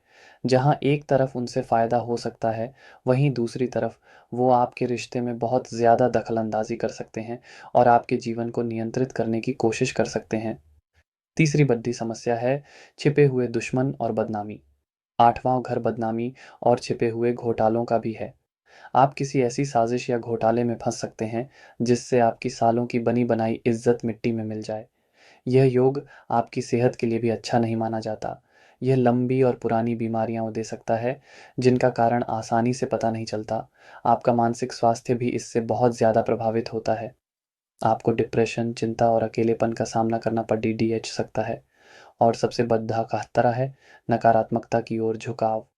अगर आपकी ऊर्जा नकारात्मक हो जाए तो आप गुप्त विद्याओं का इस्तेमाल दूसरों को नुकसान पहुंचाने के लिए कर सकते हैं। आप बहुत ज़्यादा कड़ी DHV, निराशावादी और दूसरों से बदला लेने वाले बन सकते हैं। तो यहाँ सबसे बड़ा इम्तिहान ये है कि इस अंधेरी गुफा में रोशनी की तलाश कैसे की जाए और इसके रहस्य को अपनी ताकत कैसे बनाया जाए, अपनी कमज़ोरी नहीं। तो अब इस रहस्यमयी और तूफानी समंदर में अपनी नाव को डूबने से कैसे बचाया जाए? घबराइए मत। ज्योतिष में हर अंधेरी रात के बाद सुबह का उपाय भी होता है। सबसे पहला और सबसे शक्तिशाली उपाय है ध्यान और प्राणायाम। आपकी ज़िंदगी में जो उथल-पुथल है, उसे शांत करने का इससे अच्छा कोई तरीका नहीं है। रोज़ाना कम से कम 15 मिनट ध्यान करें। खासकर अपनी सांसों पर ध्यान केंद्रित करें। यह आपके अंदर के डर और बेचैनी को कम करेगा। ओम का जाप करना आपके लिए अमृत की तरह काम करेगा। दूसरा, सबसे ज़रूरी उपाय है अपनी छठी इंद्री का सकारात्मक इस्तेमाल करना। अपनी इस शक्ति का इस्तेमाल लोगों की मदद करने के लिए करें। आप एक बहुत अच्छे ज्योतिषी, हीलर या सलाहकार बन सकते हैं। जब आप अपनी इस गुप्त शक्ति से दूसरों का भला करते हैं, तो वही शक्ति आपकी रक्षा करने लगती है। तीसरा उपाय है अपनी शादीशुदा ज़िंदगी के लिए अपने रिश्ते में पारदर्शिता लाएँ। अपने जीवन साथी से कुछ भी ना छुपाएँ और उन पर बेवजह शक करना बंद करें। विश्वास ही आपके रिश्ते की नींव को मजबूत कर सकता है। अपने ससुराल पक्ष के साथ एक सम्मानजनक दूरी बनाए रखें। चौथा और सबसे शक्तिशाली उपाय है भगवान शिव और हनुमान जी की शरण में जाना। आठवें, घर की सभी परेशानियों के लिए ये दोनों देवता सबसे बड़े रक्षक माने जाते हैं। नियमित रूप से महामृत्युंजय मंत्र का जाप करें या सुने। यह आपको हर तरह के खतरे और बीमारी से बचाता है। हर मंगलवार और शनिवार को हनुमान चालीसा का पाठ करें। हनुमान जी आपको हर डर और नकारात्मक ऊर्जा से दूर रखेंगे। इसके अलावा जो ग्रह 8वें घर में बैठा है, उसकी शांति करवाना भी बहुत ज़रूरी है। अगर वो शनि है, तो हर शनिवार को पीपल के पेड़िएच के नीचे सरसों के तेल का दिया जलाएं और ज़रूरतमंदों की सेवा करें। अगर वो मंगल है, तो रक्तदान करें या किसी की सर्जरी में मदद करें। अगर सूर्य है, तो अपने पिता का सम्मान करें और उन्हें कुछ न कुछ तोहफा देते रहें। अगर चंद्रमा है, तो अपनी माँ का खास ख्याल रखें। अगर शुक्र है, तो अपनी पत्नी या पति का सम्मान करें और उन्हें धोखा देने के बारे में कभी ना सोचें। और आखिरी सलाह, किसी भी तरह के गुप्त या गैर कानूनी कामों से हमेशा दूर रहें। सच्चाई का रास्ता थोड़ा मुश्किल ज़रूर है, लेकिन वही आपको अंत में बचाएगा। याद रखिए, आपके पास वो शक्ति है जो किसी भी अंधेरे को चीर कर रोशनी ला सकती है। आप एक योद्धा हैं, एक जासूस हैं और एक विजेता हैं। जब आपकी आत्मा का मालिक यानी आपके नवमांश लग्न का स्वामी यात्रा करके ज्योतिष के सबसे शुभ और शक्तिशाली घर यानी 9वें घर में बैठ जाता है, तो यह ज्योतिष का सबसे बड़ा राजयोग बनाता है। 9वां घर है भाग्य का, धर्म का, गुरु का, पिता का और लंबी यात्राओं का। और आपकी आत्मा ने सीधे उसी घर को अपना सिंहासन बना लिया है। इसका मतलब है कि आप इस दुनिया में मेहनत करने या लडिछने नहीं आए हैं, बल्कि आप अपने भाग्य का फल भोगने आए हैं। आप पिछले जन्मों से अपने साथ एक खजाना लेकर आए हैं और इस जन्म में आपको सिर्फ उस खजाने को खोलना है। इसका सबसे पहला और सबसे बड़ा फायदा ये है कि आप जन्म से ही भाग्यशाली होते हैं। आपके काम बद्दी आसानी से बन जाते हैं। जहाँ दूसरे लोगों को 100 बार कोशिश करनी पड़ती है, आपका काम पहली बार में ही हो जाता है।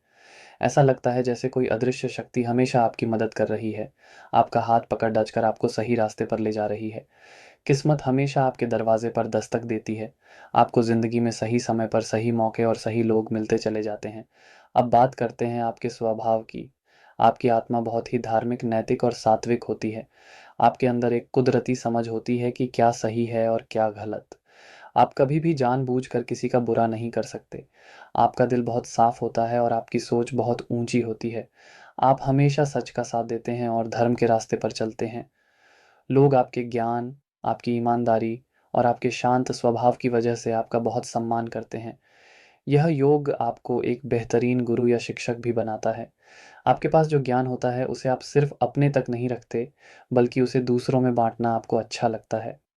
आप एक बहुत अच्छे सलाहकार, प्रोफेसर, दार्शनिक या धार्मिक गुरु बन सकते हैं।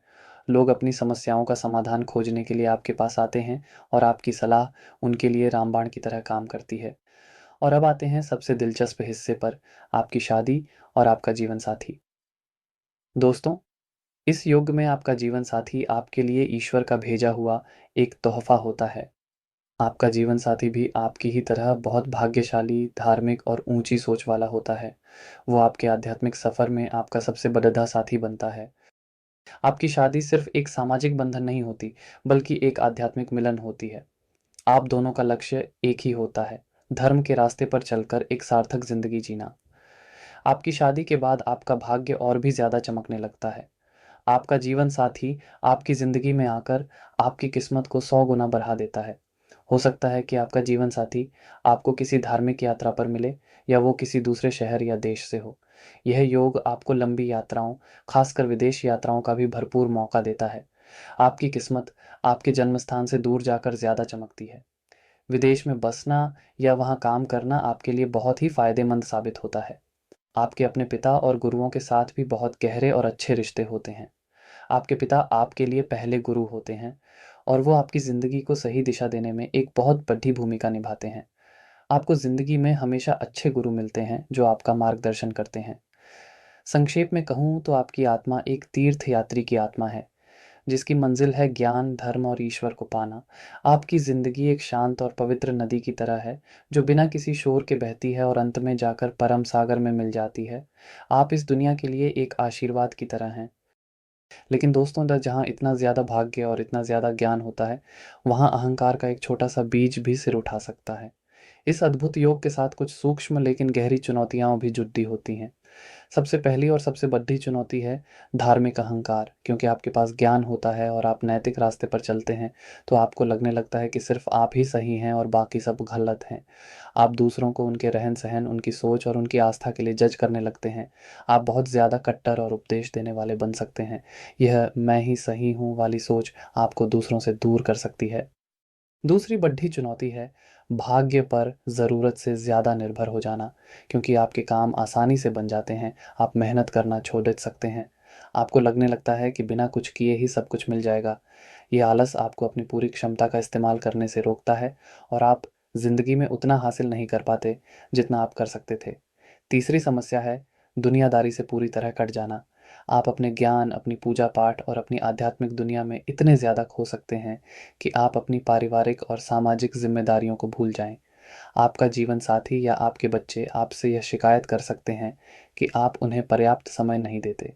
एक और चुनौती है अपने विचारों को दूसरों पर थोपना। आपको लगता है कि जो रास्ता आपके लिए सही है वही सबके लिए सही है। आप अपने परिवार, खासकर अपने बच्चों पर अपने धार्मिक और नैतिक विचार थोपने की कोशिश कर सकते हैं, जिससे उनके साथ आपका टकराव हो सकता है। यह योग कभी-कभी आपको बहुत ज़्यादा आदर्शवादी और अव्यावहारिक भी बना सकता है। आप इस दुनिया की कड़ी-कड़ी सच्चाइयों को स्वीकार नहीं कर पाते और हमेशा एक काल्पनिक दुनिया में रहते हैं।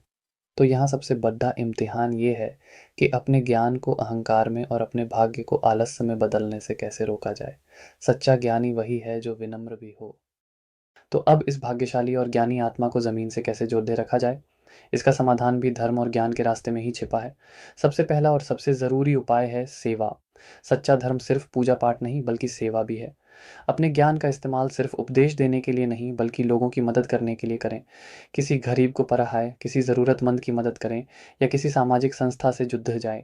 जब आप दूसरों की सेवा करते हैं तो आपका धार्मिक अहंकार अपने आप खत्म हो जाता है। दूसरा उपाय है अपने भाग्य को कर्म से जुटाना।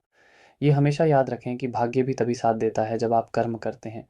अपने लिए छोटे-छोटे लक्ष्य बनाइए और उन्हें अपनी मेहनत से हासिल करने की कोशिश करें। इससे आपका आलस दूर होगा और आपको अपनी मेहनत से मिली सफलता पर ज़्यादा गर्व होगा। तीसरा उपाय है अपनी आध्यात्मिक ज़िंदगी और पारिवारिक ज़िंदगी के बीच एक संतुलन बनाना। एक समय तय करें कि कब आपको पूजा पाठ करना है और कब आपको अपने परिवार के साथ वक्त बिताना है। अपने जीवन साथी को अपने आध्यात्मिक सफ़र में शामिल करें, उन्हें अकेला न छोड़ दें। चौथा और सबसे शक्तिशाली उपाय उस ग्रह से जुड़ा है जो 9वें घर में बैठकर यह योग बना रहा है। आपको उस ग्रह को और भी ज़्यादा सकारात्मक और सात्विक बनाना होगा। अगर वो बृहस्पति गुरु है, जो यहाँ का राजा है, तो हर गुरुवार को किसी मंदिर में सेवा करें और अपने गुरुओं का दिल से सम्मान करें। अगर वो सूर्य है, तो रोज़ गायत्री मंत्र का जाप करें और अपने पिता की सेवा करें। अगर चंद्रमा है, तो पूर्णिमा का व्रत रखें और शिव जी की पूजा करें। अगर मंगल है तो हनुमान जी के भक्त बनें और अपनी ऊर्जा को धर्म की रक्षा में लगाएं। अगर बुध है तो धार्मिक ग्रंथों को पढ़ें और उनके ज्ञान को सरल भाषा में दूसरों तक पहुंचाएं। अगर शुक्र है तो माँ लक्ष्मी या किसी भी देवी की पूजा करें और अपनी पत्नी का सम्मान करें। और अगर शनि है तो न्याय और कर्म के सिद्धांत पर विश्वास रखें और चुपचाप ज़रूरतमंदों की सेवा करते रहें। और आखिरी सलाह, दूसरों को बदलने की कोशिश करने से पहले खुद को देखें। हमेशा यह याद रखें कि ज्ञान का असली मतलब विनम्रता है, अहंकार नहीं। याद रखिए, आप ईश्वर के खास दूत हैं। आपका काम सिर्फ अपनी मंजिल तक पहुंचना नहीं, बल्कि अपने साथ और भी लोगों को सही रास्ते पर लेकर जाना है। जब आपकी आत्मा का मालिक यानी आपके नवमांश लग्न का स्वामी यात्रा करके आपकी कुंडली के शिखर पर यानी 10वें घर में जाकर बैठ जाता है, तो यह आपकी आत्मा के सबसे बड़े और सबसे महत्वपूर्ण मकसद को उजागर करता है। 10वां घर है आपके कर्म का, आपके काम का, आपकी इज्जत का, आपके पद का और समाज में आपकी पहचान का। और आपकी आत्मा ने सीधे उसी घर को अपना राज सिंहासन बना लिया है। इसका मतलब है कि आपकी आत्मा इस दुनिया में आराम करने या छुपे रहने के लिए नहीं आई है। वो एक खास काम करने, एक बड़ी जिम्मेदारी निभाने और अपनी एक ऐसी पहचान बनाने आई है जिसे दुनिया सदियों तक याद रखे। आप एक कर्म योगी हैं, जिसके लिए उसका काम ही उसकी पूजा है। इसका सबसे पहला और सबसे गहरा असर आपके काम करने के तरीके पर दिखता है। आप काम को सिर्फ पैसा कमाने का ज़रिया नहीं समझते, आप उसे अपनी पहचान का हिस्सा मानते हैं। जब कोई आपसे पूछता है कि आप कौन हैं, तो आप अपना नाम बताने से पहले अपना काम बताते हैं। आपके अंदर एक कुदरती महत्वाकांक्षा होती है। बचपन से ही आप लीडर बनना चाहते हैं। जहाँ दूसरे बच्चे खेल रहे होते हैं, आप उस खेल में भी कप्तान बनना चाहते हैं। आपको एक सामान्य कर्मचारी बनकर काम करना पसंद नहीं, आपको व्यवस्था को चलाना, लोगों को दिशा देना और बड़े-बड़े फैसले लेना पसंद है। आपकी आत्मा को शांति घर पर बैठकर नहीं बल्कि काम पर मिलती है। आपको अपने काम से प्यार होता है। जब आप अपने काम में व्यस्त होते हैं, तो आप खाना-पीना, सोना, सब कुछ भूल जाते हैं। यही जुनून और यही समर्पण आपको आपके करियर में बहुत ऊँचाई तक ले जाता है। आप एक बहुत अच्छे प्रबंधक, C.io, राजनेता, सरकारी अधिकारी या किसी भी ऐसे क्षेत्र में हो सकते हैं, जहाँ आपको अधिकार और सम्मान मिलता है। और अब आते हैं सबसे महत्वपूर्ण मुद्देदेज पर, आपकी शादी और आपका जीवन साथी। इस योग में आपका जीवन साथी आपके लिए सिर्फ एक प्यार करने वाला साथी नहीं, बल्कि आपके साम्राज्य का सबसे ज़रूरी स्तंभ होता है। वो आपकी सफलता में एक बहुत बड़ी भूमिका निभाता है। अक्सर देखा गया है कि आपका जीवन साथी भी खुद बहुत ज़्यादा महत्वाकांक्षी और करियर को लेकर गंभीर होता है, या फिर वो आपकी महत्वाकांक्षा को समझता है और आपको आगे बढ़ने के लिए अपना पूरा समर्थन देता है। वो आपके लिए एक मैनेजर, एक सलाहकार और आपका सबसे बड़ा प्रशंसक बनकर आता है। आपकी शादी के बाद आपकी किस्मत का सितारा और भी ज़्यादा चमकने लगता है, खासकर आपके काम-काज के क्षेत्र में। हो सकता है आपका जीवन साथी आपको कोई अच्छा बिज़नेस आइडिया दे, या आपको सही लोगों से मिलवाए, या फिर वो घर की सारी ज़िम्मेदारियाँ खुद सँभाल ले ताकि आप अपने काम पर पूरा ध्यान दे सकें। आपकी शादी सिर्फ़ 2 दिलों का नहीं, बल्कि 2 ताकतों का मिलन होती है। आप दोनों मिलकर एक पावर कपल बनते हैं, जिसे देखकर दुनिया प्रेरणा लेती है। आपका जीवन साथी आपकी इज़्ज़त और आपके सामाजिक रुतबे को बहुत ज़्यादा महत्व देता है और उसे बनाए रखने में आपकी पूरी मदद करता है। यह योग आपको समाज में बहुत ज़्यादा मान-सम्मान और प्रसिद्धि भी दिलाता है। आप अपनी मेहनत और अपनी काबिलियत के दम पर एक ऐसा मुकाम हासिल करते हैं, जहाँ लोग आपकी मिसाल देते हैं। आप अपनी विरासत छो-दच कर जाने के लिए पैदा हुए हैं। आपके अंदर एक ज़ब्त का अनुशासन और पेशेवर रवैया होता है। आप समय के पाबंद होते हैं, अपने वादे के पक्के होते हैं और अपने काम में कोई भी कमी बर्दाश्त नहीं करते। यही गुण आपको एक सफल लीडर बनाता है। संक्षेप में कहूँ तो आपकी आत्मा की कहानी एक ऐसे राजा की कहानी है, जो अपनी मेहनत, अपनी लगन और अपनी दूरदृष्टि से एक बहुत बड़े साम्राज्य का निर्माण करता है। आपकी ज़िंदगी का हर पल आपके कर्म से जुड़ा है और आपका कर्म ही आपको अमर बनाता है। लेकिन दोस्तों, जो राजा अपने साम्राज्य को बनाने में इतना मग्न हो जाता है, वो अक्सर अपने महल के अंदर की ख़ामोशियों को भूल जाता है। इस शक्तिशाली योग के साथ कुछ बहुत ही व्यावहारिक और दर्दनाक चुनौतियाँ भी जुड़ी हुई हैं। सबसे पहली और सबसे बड़ी चुनौती है आपकी निजी और पारिवारिक ज़िंदगी का नज़रअंदाज होना। आप अपने काम में इतने ज़्यादा डूब जाते हैं कि आप अपने जीवन साथी, अपने बच्चों और अपने परिवार को समय देना ही भूल जाते हैं। आपका घर आपके लिए सिर्फ़ एक होटल बनकर रह जाता है, जहाँ आप रात को सोने के लिए आते हैं। ये बात आपके रिश्तों में धीरे-धीरे दूरियाँ पैदा कर देती है। आपका जीवन साथी और आपके बच्चे आपसे प्यार और समय के लिए तरस सकते हैं। दूसरी बड़ी चुनौती है वर्कहॉलिक, यानी काम का नशा बन जाना। आप आराम करना ही भूल जाते हैं। आपको छुट्टियों पर भी काम की चिंता सताती रहती है। यह नशा आपकी सेहत पर बहुत बुरा असर डालता है। आपको तनाव, हाई ब्लड प्रेशर और दिल से जुड़ी बीमारियां होने का खतरा बढ़ जाता है। तीसरी समस्या है भावनात्मक रूप से कठोर हो जाना। आप हर चीज़ को काम की नज़र से देखने लगते हैं। आप घर पर भी एक बॉस की तरह व्यवहार करने लगते हैं। आप अपने परिवार के सदस्यों को भी एक टीम की तरह चलाने की कोशिश करते हैं। इससे आपके रिश्ते में प्यार और अपनापन खत्म हो जाता है और सब कुछ एक सौदे जैसा लगने लगता है। एक और बड़ा खतरा है अपनी इज्जत और पद को लेकर ज़रूरत से ज़्यादा सोचना। आप लोग क्या कहेंगे, इस एक सवाल के गुलाम बनकर रह जाते हैं। आप अपनी इज्जत बचाने के लिए कोई भी कदम उठा सकते हैं, चाहे वो सही हो या गलत। असफलता का डर आपको अंदर ही अंदर खाने लगता है। आप अपनी भावनाओं को दबाना सीख जाते हैं, क्योंकि आपको लगता है कि भावनाएं दिखाना एक कमज़ोरी है। आप रोते नहीं, आप अपना दर्द किसी से बाँटते नहीं, और यह दबा हुआ दर्द आपको अंदर से खोखला कर देता है। तो यहाँ सबसे बड़ा इम्तिहान ये है कि दुनिया का राजा बनते-बनते अपने ही घर में एक अजनबी बनने से कैसे बचा जाए।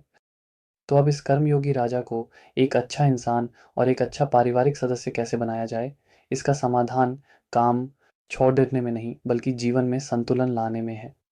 सबसे पहला और सबसे ज़रूरी उपाय है काम और निजी जीवन के बीच एक मजबूत दीवार खड़ी करना। एक नियम बनाएं कि ऑफिस का काम ऑफिस में और घर का समय सिर्फ घर के लिए। शाम को एक निश्चित समय के बाद अपने फ़ोन और लैपटॉप को बंद कर दें। हफ्ते में कम से कम एक दिन पूरी तरह से अपने परिवार के लिए समर्पित करें। दूसरा सबसे महत्वपूर्ण उपाय है अपने जीवन साथी को महत्व देना। उन्हें सिर्फ एक सहायक न समझें, उन्हें अपना बराबर का साथी समझें। उनके साथ क्वालिटी टाइम बिताएं, उनसे उनके दिन के बारे में पूछें, उनकी भावनाओं को समझें। उन्हें यह महसूस कराएं कि वो आपके साम्राज्य की रानी या राजा हैं, सिर्फ एक कर्मचारी नहीं। तीसरा उपाय है अपनी सेहत का ध्यान रखना। ये समझिए कि अगर आपका शरीर और दिमाग ही स्वस्थ नहीं रहेगा, तो आप कोई भी साम्राज्य नहीं बना पाएंगे। रोज़ाना कसरत, सही खान-पान और पूरी नींद को अपनी ज़िंदगी की सबसे बड़ी प्राथमिकता बनाएं। चौथा और सबसे शक्तिशाली उपाय उस ग्रह से जुड़ा है जो 10वें घर में बैठकर यह योग बना रहा है। आपको उस ग्रह की ऊर्जा को संतुलित करना होगा। अगर वो सूर्य है, जो यहाँ का राजा है, तो अपने कर्मचारियों और सरकार के साथ हमेशा न्यायपूर्ण व्यवहार करें। अगर वो शनि है, जो कर्म का सबसे बड़ा कारक है, तो अपने से नीचे काम करने वाले लोगों, जैसे कि मजदूरों और नौकरों का बहुत सम्मान करें और उनकी मदद करें। अगर मंगल है, तो अपनी ताकत का इस्तेमाल कमज़ोरों की रक्षा के लिए करें, उन्हें दबाने के लिए नहीं। अगर बुध है, तो एक बॉस की तरह आदेश देने की बजाय एक अच्छे शिक्षक की तरह लोगों को सिखाएं। अगर बृहस्पति गुरु हैं, तो एक नैतिक लीडर बने और अपने पद का इस्तेमाल समाज की भलाई के लिए करें। अगर शुक्र है, तो अपने काम करने की जगह को खूबसूरत बनाएं और खासकर महिला सहकर्मियों का बहुत सम्मान करें। और अगर चंद्रमा है, तो जनता की भावनाओं को समझें और उनकी सेवा करें। और आखिरी सलाह, कभी कभी कुछ न करना भी एक ज़रूरी काम होता है। महीने में एक दिन सिर्फ आराम करें, कोई काम ना करें, कोई योजना ना बनाएं। यह आपके दिमाग को रिचार्ज करेगा। याद रखिए, असली राजा वो नहीं जो सिर्फ दुनिया जीतता है। असली राजा वो है जो दुनिया जीतने के साथ साथ अपने लोगों का दिल भी जीतता है। जब आपकी आत्मा का मालिक यानी आपके नवमांश लग्न का स्वामी यात्रा करके ज्योतिष के सबसे शुभ घरों में से एक यानी 11वें घर में बैठ जाता है, तो यह आपकी आत्मा के सबसे बड़े राज को खोल देता है। 11वां घर है लाभ का, आपकी इच्छाओं की पूर्ति का, आपके दोस्तों का, आपके बड़े भाई-बहनों का और आपके सामाजिक दायरे का। और आपकी आत्मा ने सीधे उसी घर में अपना डेरा जमा लिया है। इसका मतलब है कि आपकी आत्मा का इस जन्म में मुख्य उद्देश्य ही अपनी हर छोटी-बड़ी ख़्वाहिश को पूरा करना है। आप वो इंसान हैं जिसके लिए यूनिवर्स यानी ब्रह्मांड खुद काम करता है। आपके सोचने भर की देर होती है और चीज़ें आपके सामने आकर खड्डी-ढी हो जाती हैं। इसका सबसे पहला और सबसे ज़बरदस्त फ़ायदा ये है कि आपको ज़िंदगी में लाभ बद्धी आसानी से मिलता है। आपको दूसरों की तरह बहुत ज़्यादा संघर्ष या मेहनत नहीं करनी पड़ती। ऐसा लगता है जैसे आपके हाथ में कोई जादुई चिराग है। जहाँ दूसरे लोग एक नौकरी पाने के लिए 100 जगह अर्ज़ी देते हैं, आपको आपका कोई दोस्त फ़ोन करके कहता है कि एक जगह खाली है, तुम आ जाओ। जहाँ लोग पैसा कमाने के लिए दिन-रात एक कर देते हैं, आपके पास पैसा कई अलग-अलग रास्तों से बड़ी आसानी से आता रहता है। यह आपके पिछले जन्मों के बहुत ही अच्छे कर्मों का फल है, जो इस जन्म में आपको एक आशीर्वाद के रूप में मिला है। अब बात करते हैं आपकी सबसे बड़ी ताकत की, आपके दोस्त और आपका नेटवर्क। आपके लिए आपके दोस्त सिर्फ दोस्त नहीं होते, वो आपकी चलती-फिरती सेना होते हैं। आपका सामाजिक दायरा बहुत बड़ा और बहुत शक्तिशाली होता है। आपके दोस्त बहुत ही प्रभावशाली, अमीर या अपने-अपने क्षेत्र के माहिर लोग होते हैं और वो सब आपकी मदद करने के लिए हमेशा तैयार रहते हैं। आपको ज़िंदगी में कभी भी अकेलापन महसूस नहीं होता। आपको सिर्फ एक फ़ोन घुमाने की ज़रूरत होती है और आपके 10 दोस्त आपकी मदद के लिए खटाढ़ी हो जाते हैं। यही वजह है कि आप किसी भी बड़े संगठन, किसी क्लब या किसी सामाजिक संस्था में बहुत महत्वपूर्ण भूमिका निभाते हैं। आपके बड़े भाई-बहन भी आपके लिए किसी फरिश्ते से कम नहीं होते। वो आपको हमेशा सही सलाह देते हैं, आपकी आर्थिक मदद करते हैं और आपको ज़िंदगी में आगे बढ़ने के लिए प्रेरित करते हैं। और अब आते हैं आपकी शादी और आपके जीवन साथी पर, जो इस योग का सबसे खूबसूरत पहलू है। इस योग में आपका जीवन साथी आपके लिए सिर्फ एक प्रेमी या पति-पत्नी नहीं होता, वो आपका सबसे बड़ा लाभ, आपकी सबसे बड़ी ख़्वाहिश की पूर्ति बनकर आता है। अक्सर देखा गया है कि आपका जीवन साथी खुद भी बहुत सफल, अमीर या एक बहुत बड़े सामाजिक दायरे वाला इंसान होता है। आपकी शादी के बाद आपका सामाजिक जीवन आसमान छूने लगता है। आपका साथी आपको ऐसे-ऐसे लोगों से मिलवाता है, जिनके बारे में आपने कभी सोचा भी नहीं होता। आप दोनों का मिला-जुला नेटवर्क आपको बिज़नेस में, राजनीति में या किसी भी सामाजिक क्षेत्र में बहुत बड़ी सफलता दिलाता है। आपकी शादी सिर्फ 2 लोगों का नहीं, बल्कि 2 शक्तिशाली नेटवर्क का मिलन होती है। आपका जीवन साथी आपका सबसे अच्छा दोस्त होता है। आप दोनों के बीच एक गहरी दोस्ती और एक दूसरे को समझने का रिश्ता होता है। आप एक दूसरे के साथ घूमते हैं, पार्टियाँ करते हैं और ज़िंदगी का भरपूर आनंद लेते हैं। आपकी शादी एक बोझ नहीं, बल्कि एक जश्न होती है। ये योग आपकी हर इच्छा को पूरा करने की ताकत रखता है। आप जिस घर का सपना देखते हैं, वो घर आपको मिलता है। आप जिस गाड़ी की ख्वाहिश करते हैं, वो गाड़ी आपके दरवाजे पर खड़ी होती है। आपकी आत्मा की हर पुकार को ब्रह्मांड सुनता है और उसे पूरा करता है। आप एक बहुत ही सामाजिक और मिलनसार इंसान होते हैं। आपको लोगों से मिलना, पार्टियाँ करना और एक बड़े समूह का हिस्सा बनना बहुत पसंद होता है। आपकी पहचान आपके अकेले के काम से नहीं, बल्कि आपके समूह के साथ आपके जुड़ाव से बनती है। संक्षेप में कहूँ तो आपकी आत्मा एक ऐसे राजा की आत्मा है, जिसके पास एक बहुत बद्दी और वफादार सेना आपके दोस्त है और जिसकी तिजोरी लाभ हमेशा भरी रहती है। आपकी ज़िंदगी एक ऐसी कहानी है जिसका हर पन्ना खुशियों, सफलताओं और इच्छाओं की पूर्ति से भरा हुआ है। लेकिन दोस्तों, जिस इंसान को सब कुछ इतनी आसानी से मिल जाता है, वो अक्सर उन चीज़ों की कीमत भूल जाता है, जो वाक़ई में ज़रूरी होती हैं। इस शानदार योग के साथ भी कुछ गहरी चुनौतियाँ जुड़ी हुई हैं। सबसे पहली और सबसे बड़ी चुनौती है रिश्तों में गहराई की कमी। आपके हज़ारों दोस्त हो सकते हैं, लेकिन क्या आपका कोई एक सच्चा दोस्त है? आपके रिश्ते अक्सर लेन-देन पर आधारित हो सकते हैं। आप लोगों से इसलिए जुड़ जाते हैं क्योंकि उनसे आपको कोई फ़ायदा हो सकता है। यह आदत आपके रिश्तों को खोखला बना देती है। यही बात आपकी शादीशुदा ज़िंदगी पर भी लागू होती है। हो सकता है कि आप अपने जीवन साथी को एक सामाजिक सीढ़ी या एक फ़ायदे का सौदा समझने लगें। आपके रिश्ते में दोस्ती और मज़े तो बहुत होते हैं, लेकिन वो गहरा भावनात्मक जुड़ाव और एक दूसरे के प्रति समर्पण कम हो सकता है।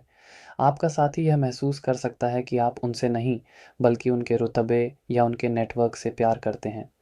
दूसरी बड़ी चुनौती है कभी खत्म ना होने वाली इच्छाएं, क्योंकि आपकी हर ख्वाहिश पूरी होती जाती है। आपकी भूख और भी ज़्यादा बढ़ जाती है। आपको कभी भी संतुष्टि नहीं मिलती। आप हमेशा अगली बड़ी चीज़ के पीछे भागते रहते हैं। आपके पास सब कुछ होते हुए भी आप अंदर से खाली महसूस कर सकते हैं। यह एक सोने का पिंजरा है, जिसमें आप खुद को कैद कर लेते हैं। तीसरी समस्या है अपनी खुद की पहचान को भूल जाना। आप अपने सामाजिक समूह को खुश करने के लिए इतने बदल जाते हैं कि आप यह भूल ही जाते हैं कि आप असल में कौन हैं। आप एक गिरगिट की तरह बन जाते हैं जो हर माहौल के हिसाब से अपना रंग बदल लेता है। और एक और बड़ी ये चुनौती है आपके बच्चों के साथ आपका रिश्ता। 11वां घर, 5वें घर, बच्चों का घर से 7वां होता है, जो कि एक मारक स्थान भी है। इसका मतलब है कि आप अपने सामाजिक जीवन और दोस्तों में इतने व्यस्त हो सकते हैं कि आप अपने बच्चों को पर्याप्त समय और ध्यान नहीं दे पाते, या फिर आप उनसे एक दोस्त की तरह तो रहते हैं, पर उन्हें वो भावनात्मक सुरक्षा नहीं दे पाते जो एक माता-पिता को देनी चाहिए। तो यहाँ सबसे बड़ा इम्तिहान ये है कि हज़ारों की भीड़ में भी सच्चे रिश्ते की पहचान कैसे की जाए और अनगिनत इच्छाओं के समंदर में संतोष की नाव कैसे चलाई जाए। तो अब इस इच्छाओं के राजकुमार को एक सच्चा और संतुष्ट इंसान कैसे बनाया जाए? इसका समाधान भी आपके रिश्तों और आपकी सोच में ही छिपा है। सबसे पहला और सबसे ज़रूरी उपाय है गुणवत्ता पर ध्यान देना, मात्रा पर नहीं। हज़ारों दोस्तों की भीड़ में से कुछ ऐसे सच्चे दोस्त चुनें, जिनके साथ आपका रिश्ता किसी फ़ायदे पर नहीं, बल्कि सच्चे प्यार पर टिका हो। उनके साथ गहरा समय बिताएँ। दूसरा उपाय आपकी शादीशुदा ज़िंदगी के लिए है। अपने जीवन साथी को अपना सबसे खास और सबसे कीमती रिश्ता बनाएं। उनके साथ ऐसी डेट पर जाइए जहां कोई तीसरा ना हो। उन्हें यह महसूस कराएं कि वो आपकी ज़िंदगी का सबसे बड़ा लाभ है, कोई सौदा नहीं। तीसरा और सबसे शक्तिशाली उपाय है कृतज्ञता का अभ्यास करना। रोज़ रात को सोने से पहले उन 5 चीज़ों के लिए ईश्वर को धन्यवाद दें जो आपके पास है। जब आप जो आपके पास है उसके लिए शुक्रगुजार होते हैं, तो और ज़्यादा पाने की बेचैनी अपने आप कम हो जाती है। चौथा उपाय है देना सीखना। 11वां घर लेने का है, तो इसे संतुलित करने के लिए आपको देना सीखना होगा। अपनी कमाई का एक हिस्सा नियमित रूप से दान करें। अपने दोस्तों की मदद सिर्फ इसलिए ना करें कि वो भविष्य में आपके काम आएंगे, बल्कि निस्वार्थ भाव से करें। 5वां उपाय उस ग्रह से जुड़ता है जो 11वें घर में बैठा है। आपको उस ग्रह की ऊर्जा को सकारात्मक बनाना होगा। अगर वो बृहस्पति गुरु है जो यहाँ का राजा है, तो अपने ज्ञान का इस्तेमाल अपने समूह की भलाई के लिए करें। अगर सूर्य है तो एक उदार लीडर बने, अहंकारी नहीं। अगर चंद्रमा है तो अपने दोस्तों के साथ भावनात्मक रूप से जुड़ दें। अगर मंगल है तो अपनी ऊर्जा का इस्तेमाल किसी बड़े सामाजिक कार्य के लिए करें। अगर बुध है तो अपने नेटवर्क में एक अच्छे संचारक की भूमिका निभाएं। अगर शुक्र है तो अपने सामाजिक जीवन को सिर्फ पार्टियों तक सीमित न रखें, उसे कला और प्रेम से भी जोड़ दें। और अगर शनि है तो अपने दोस्तों के साथ वफादार रहें और समाज के पिछड़े हुए लोगों के लिए काम करें। और आखिरी सलाह, अपने बच्चों के साथ ज़्यादा से ज़्यादा समय बिताएं, उनके साथ खेलें, उनकी बातें सुनें। वो आपका सबसे बड़ा और सबसे सच्चा खजाना है। याद रखिए, आपकी हर ख्वाहिश पूरी होना एक वरदान है, लेकिन सच्ची खुशी ख्वाहिशों के पूरे होने में नहीं, बल्कि जो आपके पास है उसमें संतुष्ट रहने में है। जब आपकी आत्मा का मालिक यानी आपके नवमांश लग्न का स्वामी यात्रा करके आपकी कुंडली के सबसे रहस्यमयी, सबसे गहरे और सबसे ज़्यादा गलत समझे जाने वाले घर यानी 12वें घर में बैठ जाता है, तो ज़्यादातर लोग इसे एक बहुत बड़ा दुर्भाग्य मानकर डर जाते हैं। लेकिन सच तो यह है कि यह आपकी आत्मा के सबसे ऊंचे और सबसे पवित्र मकसद को दिखाता है। 12वां घर है मोक्ष का, ध्यान का, कल्पना का, विदेश का और खुद को खो देने का। और आपकी आत्मा ने अपना ठिकाना ही इसी घर को बनाया है। इसका मतलब है कि आपकी आत्मा की प्यास इस दुनिया की छोटी मोटी चीज़ों से नहीं बुझ सकती। उसे समंदर चाहिए, वो नदी या तालाब में खुश नहीं रह सकती। इसका सबसे पहला और सबसे गहरा फायदा ये है कि आप एक जन्मजात आध्यात्मिक खोजी हैं। आपको दुनिया की भीड़, शोर शराबा और पार्टियों में कभी सच्ची खुशी नहीं मिलती। आपकी आत्मा को शांति मिलती है अकेलेपन में, मौन में, प्रकृति के बीच में। आप उन लोगों में से हैं जो घंटों तक अकेले बैठकर आसमान को देख सकते हैं, या किसी नदी के किनारे बैठकर उसकी लहरों को महसूस कर सकते हैं। आपके लिए ध्यान या योग कोई सीखने वाली चीज़ नहीं है, वो आपकी स्वाभाविक अवस्था है। ये योग आपको एक अद्भुत और असीम कल्पना शक्ति का मालिक बनाता है। आपकी आंखें वो देख सकती हैं जो दूसरे नहीं देख सकते। आप एक जिंदा जागते सपने देखने वाले हैं। यही वजह है कि आप एक बहुत अच्छे लेखक, फिल्म निर्देशक, चित्रकार, संगीतकार या किसी भी ऐसे रचनात्मक क्षेत्र में हो सकते हैं जहां आपको एक नई दुनिया का निर्माण करना हो। आप अपनी कल्पना से ऐसे किरदार और ऐसी कहानियां बना सकते हैं जो हकीकत से भी ज़्यादा सच्ची लगें। अब बात करते हैं आपके दिल की। आपका दिल बहुत ही ज़्यादा कोमल और दयालु होता है। आप दूसरों का दर्द महसूस कर सकते हैं। आप किसी को तकलीफ में देखकर उससे मुंह नहीं मोड़ सकते।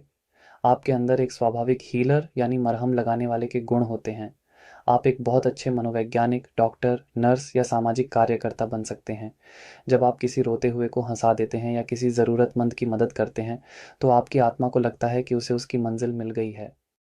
और अब आते हैं आपकी शादी और आपके जीवन साथी पर, जो इस योग का सबसे रहस्यमयी और गहरा पहलू है। आपका जीवन साथी आपके लिए सिर्फ एक हमसफ़र नहीं होता, वो आपके आध्यात्मिक सफ़र का दरवाज़ा होता है। अक्सर देखा गया है कि आपका जीवन साथी या तो किसी बहुत दूर जगह से होता है, जैसे कोई दूसरा देश या कोई दूसरी संस्कृति, या फिर वो खुद बहुत ज़्यादा आध्यात्मिक और एकांत पसंद इंसान होता है। ये भी हो सकता है कि वो किसी ऐसी जगह काम करता हो जो 12वें घर से जुड़ी हो, जैसे कोई अस्पताल, कोई आश्रम या कोई विदेशी कंपनी। आपकी शादी एक सामान्य सामाजिक रिश्ता नहीं होती, ये एक बहुत ही गहरा और आत्मिक अनुबंध होता है। आप दोनों के बीच एक ऐसा जुड़ाव होता है जिसे दुनिया नहीं समझ सकती, और यह जुड़ाव सबसे ज़्यादा मजबूत होता है शयन कक्ष में, यानी आपके निजी पलों में। 12वां घर शयन सुख का भी होता है, और यहाँ ये सिर्फ एक शारीरिक मिलन नहीं, बल्कि दो आत्माओं का एक हो जाना होता है। आप अपने साथी में खुद को खो देते हैं और वो आप में खुद को खो देता है। यही आपके रिश्ते की सबसे बड़ी ताकत और सबसे गहरा राज होता है। ये योग आपको विदेश से बहुत मजबूती से जोड़ रखता है। आपकी आत्मा को अपने जन्म स्थान से ज़्यादा किसी दूर देश में जाकर ज़्यादा शांति और सफलता मिलती है। विदेश में बसना या वहाँ काम करना आपकी आत्मा की एक गहरी पुकार होती है। आपकी छठी इंद्री, जिसे हम इंट्यूशन कहते हैं, बहुत ही शक्तिशाली होती है। आपके सपने आपसे बातें करते हैं। आपको आने वाली घटनाओं का पहले से ही अंदाज़ा हो जाता है। संक्षेप में कहूँ तो आपकी आत्मा एक संत, एक कलाकार और एक मरहम लगाने वाले का मिश्रण है। आपकी ज़िंदगी की कहानी इस दुनिया के लिए नहीं लिखी गई है, यह किसी और ज़्यादा ऊँचे आयाम के लिए लिखी गई है। आप एक ऐसे यात्री हैं जो अपने घर वापस जाने के रास्ते पर है और वो घर है मोक्ष। लेकिन दोस्तों, जो यात्री इस दुनिया का नहीं है, उसे इस दुनिया में रहने में बहुत सारी मुश्किलों का सामना करना पड़ता है। इस गहरे और आध्यात्मिक युग के साथ कुछ बहुत ही दर्दनाक चुनौतियाँ भी जुड़ी हुई हैं। सबसे पहली और सबसे बड़ी चुनौती है आत्मविश्वास की भारी कमी और एक खोई हुई पहचान।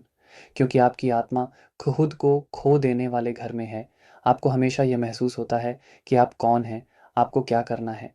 आप हमेशा एक उलझन में रहते हैं, आप फैसले नहीं ले पाते और आपको हमेशा दूसरों के सहारे की ज़रूरत पड़ देती है। दूसरी सबसे बड़ी चुनौती है दुनियादारी से पूरी तरह कट जाना और पलायनवाद। आप अपनी ज़िम्मेदारियों से भागने लगते हैं। जब भी कोई मुश्किल आती है, तो आप उसका सामना करने की बजाय अपनी ही एक काल्पनिक दुनिया में या अकेलेपन में छिप जाते हैं। यह आपको एक गैर ज़िम्मेदार और एकाकी इंसान बना सकता है। तीसरी समस्या आपकी शादीशुदा ज़िंदगी से जुड़ी है, जहाँ एक तरफ यह बहुत गहरा आत्मिक मिलन दे सकता है, वहीं दूसरी तरफ यह एक दूसरे से अलगाव भी दे सकता है। हो सकता है कि आप और आपका जीवनसाथी एक ही छत के नीचे रहते हुए भी अपनी-अपनी अलग दुनिया में रहें। एक दूसरे से कोई भावनात्मक जुड़ाव ही महसूस ना हो। यह योग लंबी जुदाई या तलाक का भी एक कारण बन सकता है। एक और बड़ा खतरा है छिपे हुए दुश्मन और धोखा। लोग आपकी मासूमियत और सीधेपन का फ़ायदा उठा सकते हैं। आप बहुत आसानी से धोखे का शिकार हो सकते हैं। यह योग आपको नशे या किसी भी तरह की बुरी लत की ओर भी धकेल सकता है, क्योंकि आप अपनी ज़िंदगी की कटी हुई हकीकतों से भागने के लिए इन चीज़ों का सहारा ले सकते हैं। आपकी सेहत भी एक बड़ी चिंता का विषय हो सकती है, खासकर मानसिक स्वास्थ्य। आपको नींद न आने की समस्या, डिप्रेशन और अजीब-अजीब से डर परेशान कर सकते हैं। तो यहाँ सबसे बड़ा इम्तिहान ये है कि अपनी कल्पना की दुनिया और हकीकत की दुनिया के बीच एक पुल कैसे बनाया जाए और अपनी आध्यात्मिकता को अपनी कमज़ोरी नहीं, अपनी ताकत कैसे बनाया जाए। तो अब इस भटके हुए यात्री को उसकी सही मंजिल का रास्ता कैसे दिखाया जाए? इसका समाधान भी आध्यात्मिकता में ही छिपा है, लेकिन एक व्यावहारिक तरीके से। सबसे पहला और सबसे ज़रूरी उपाय है ग्राउंडिंग, यानी खुद को ज़मीन से जोड़ना। रोज़ सुबह नंगे पाँव घास पर या मिट्टी पर चलें। प्रकृति के साथ ज़्यादा से ज़्यादा समय बिताएं।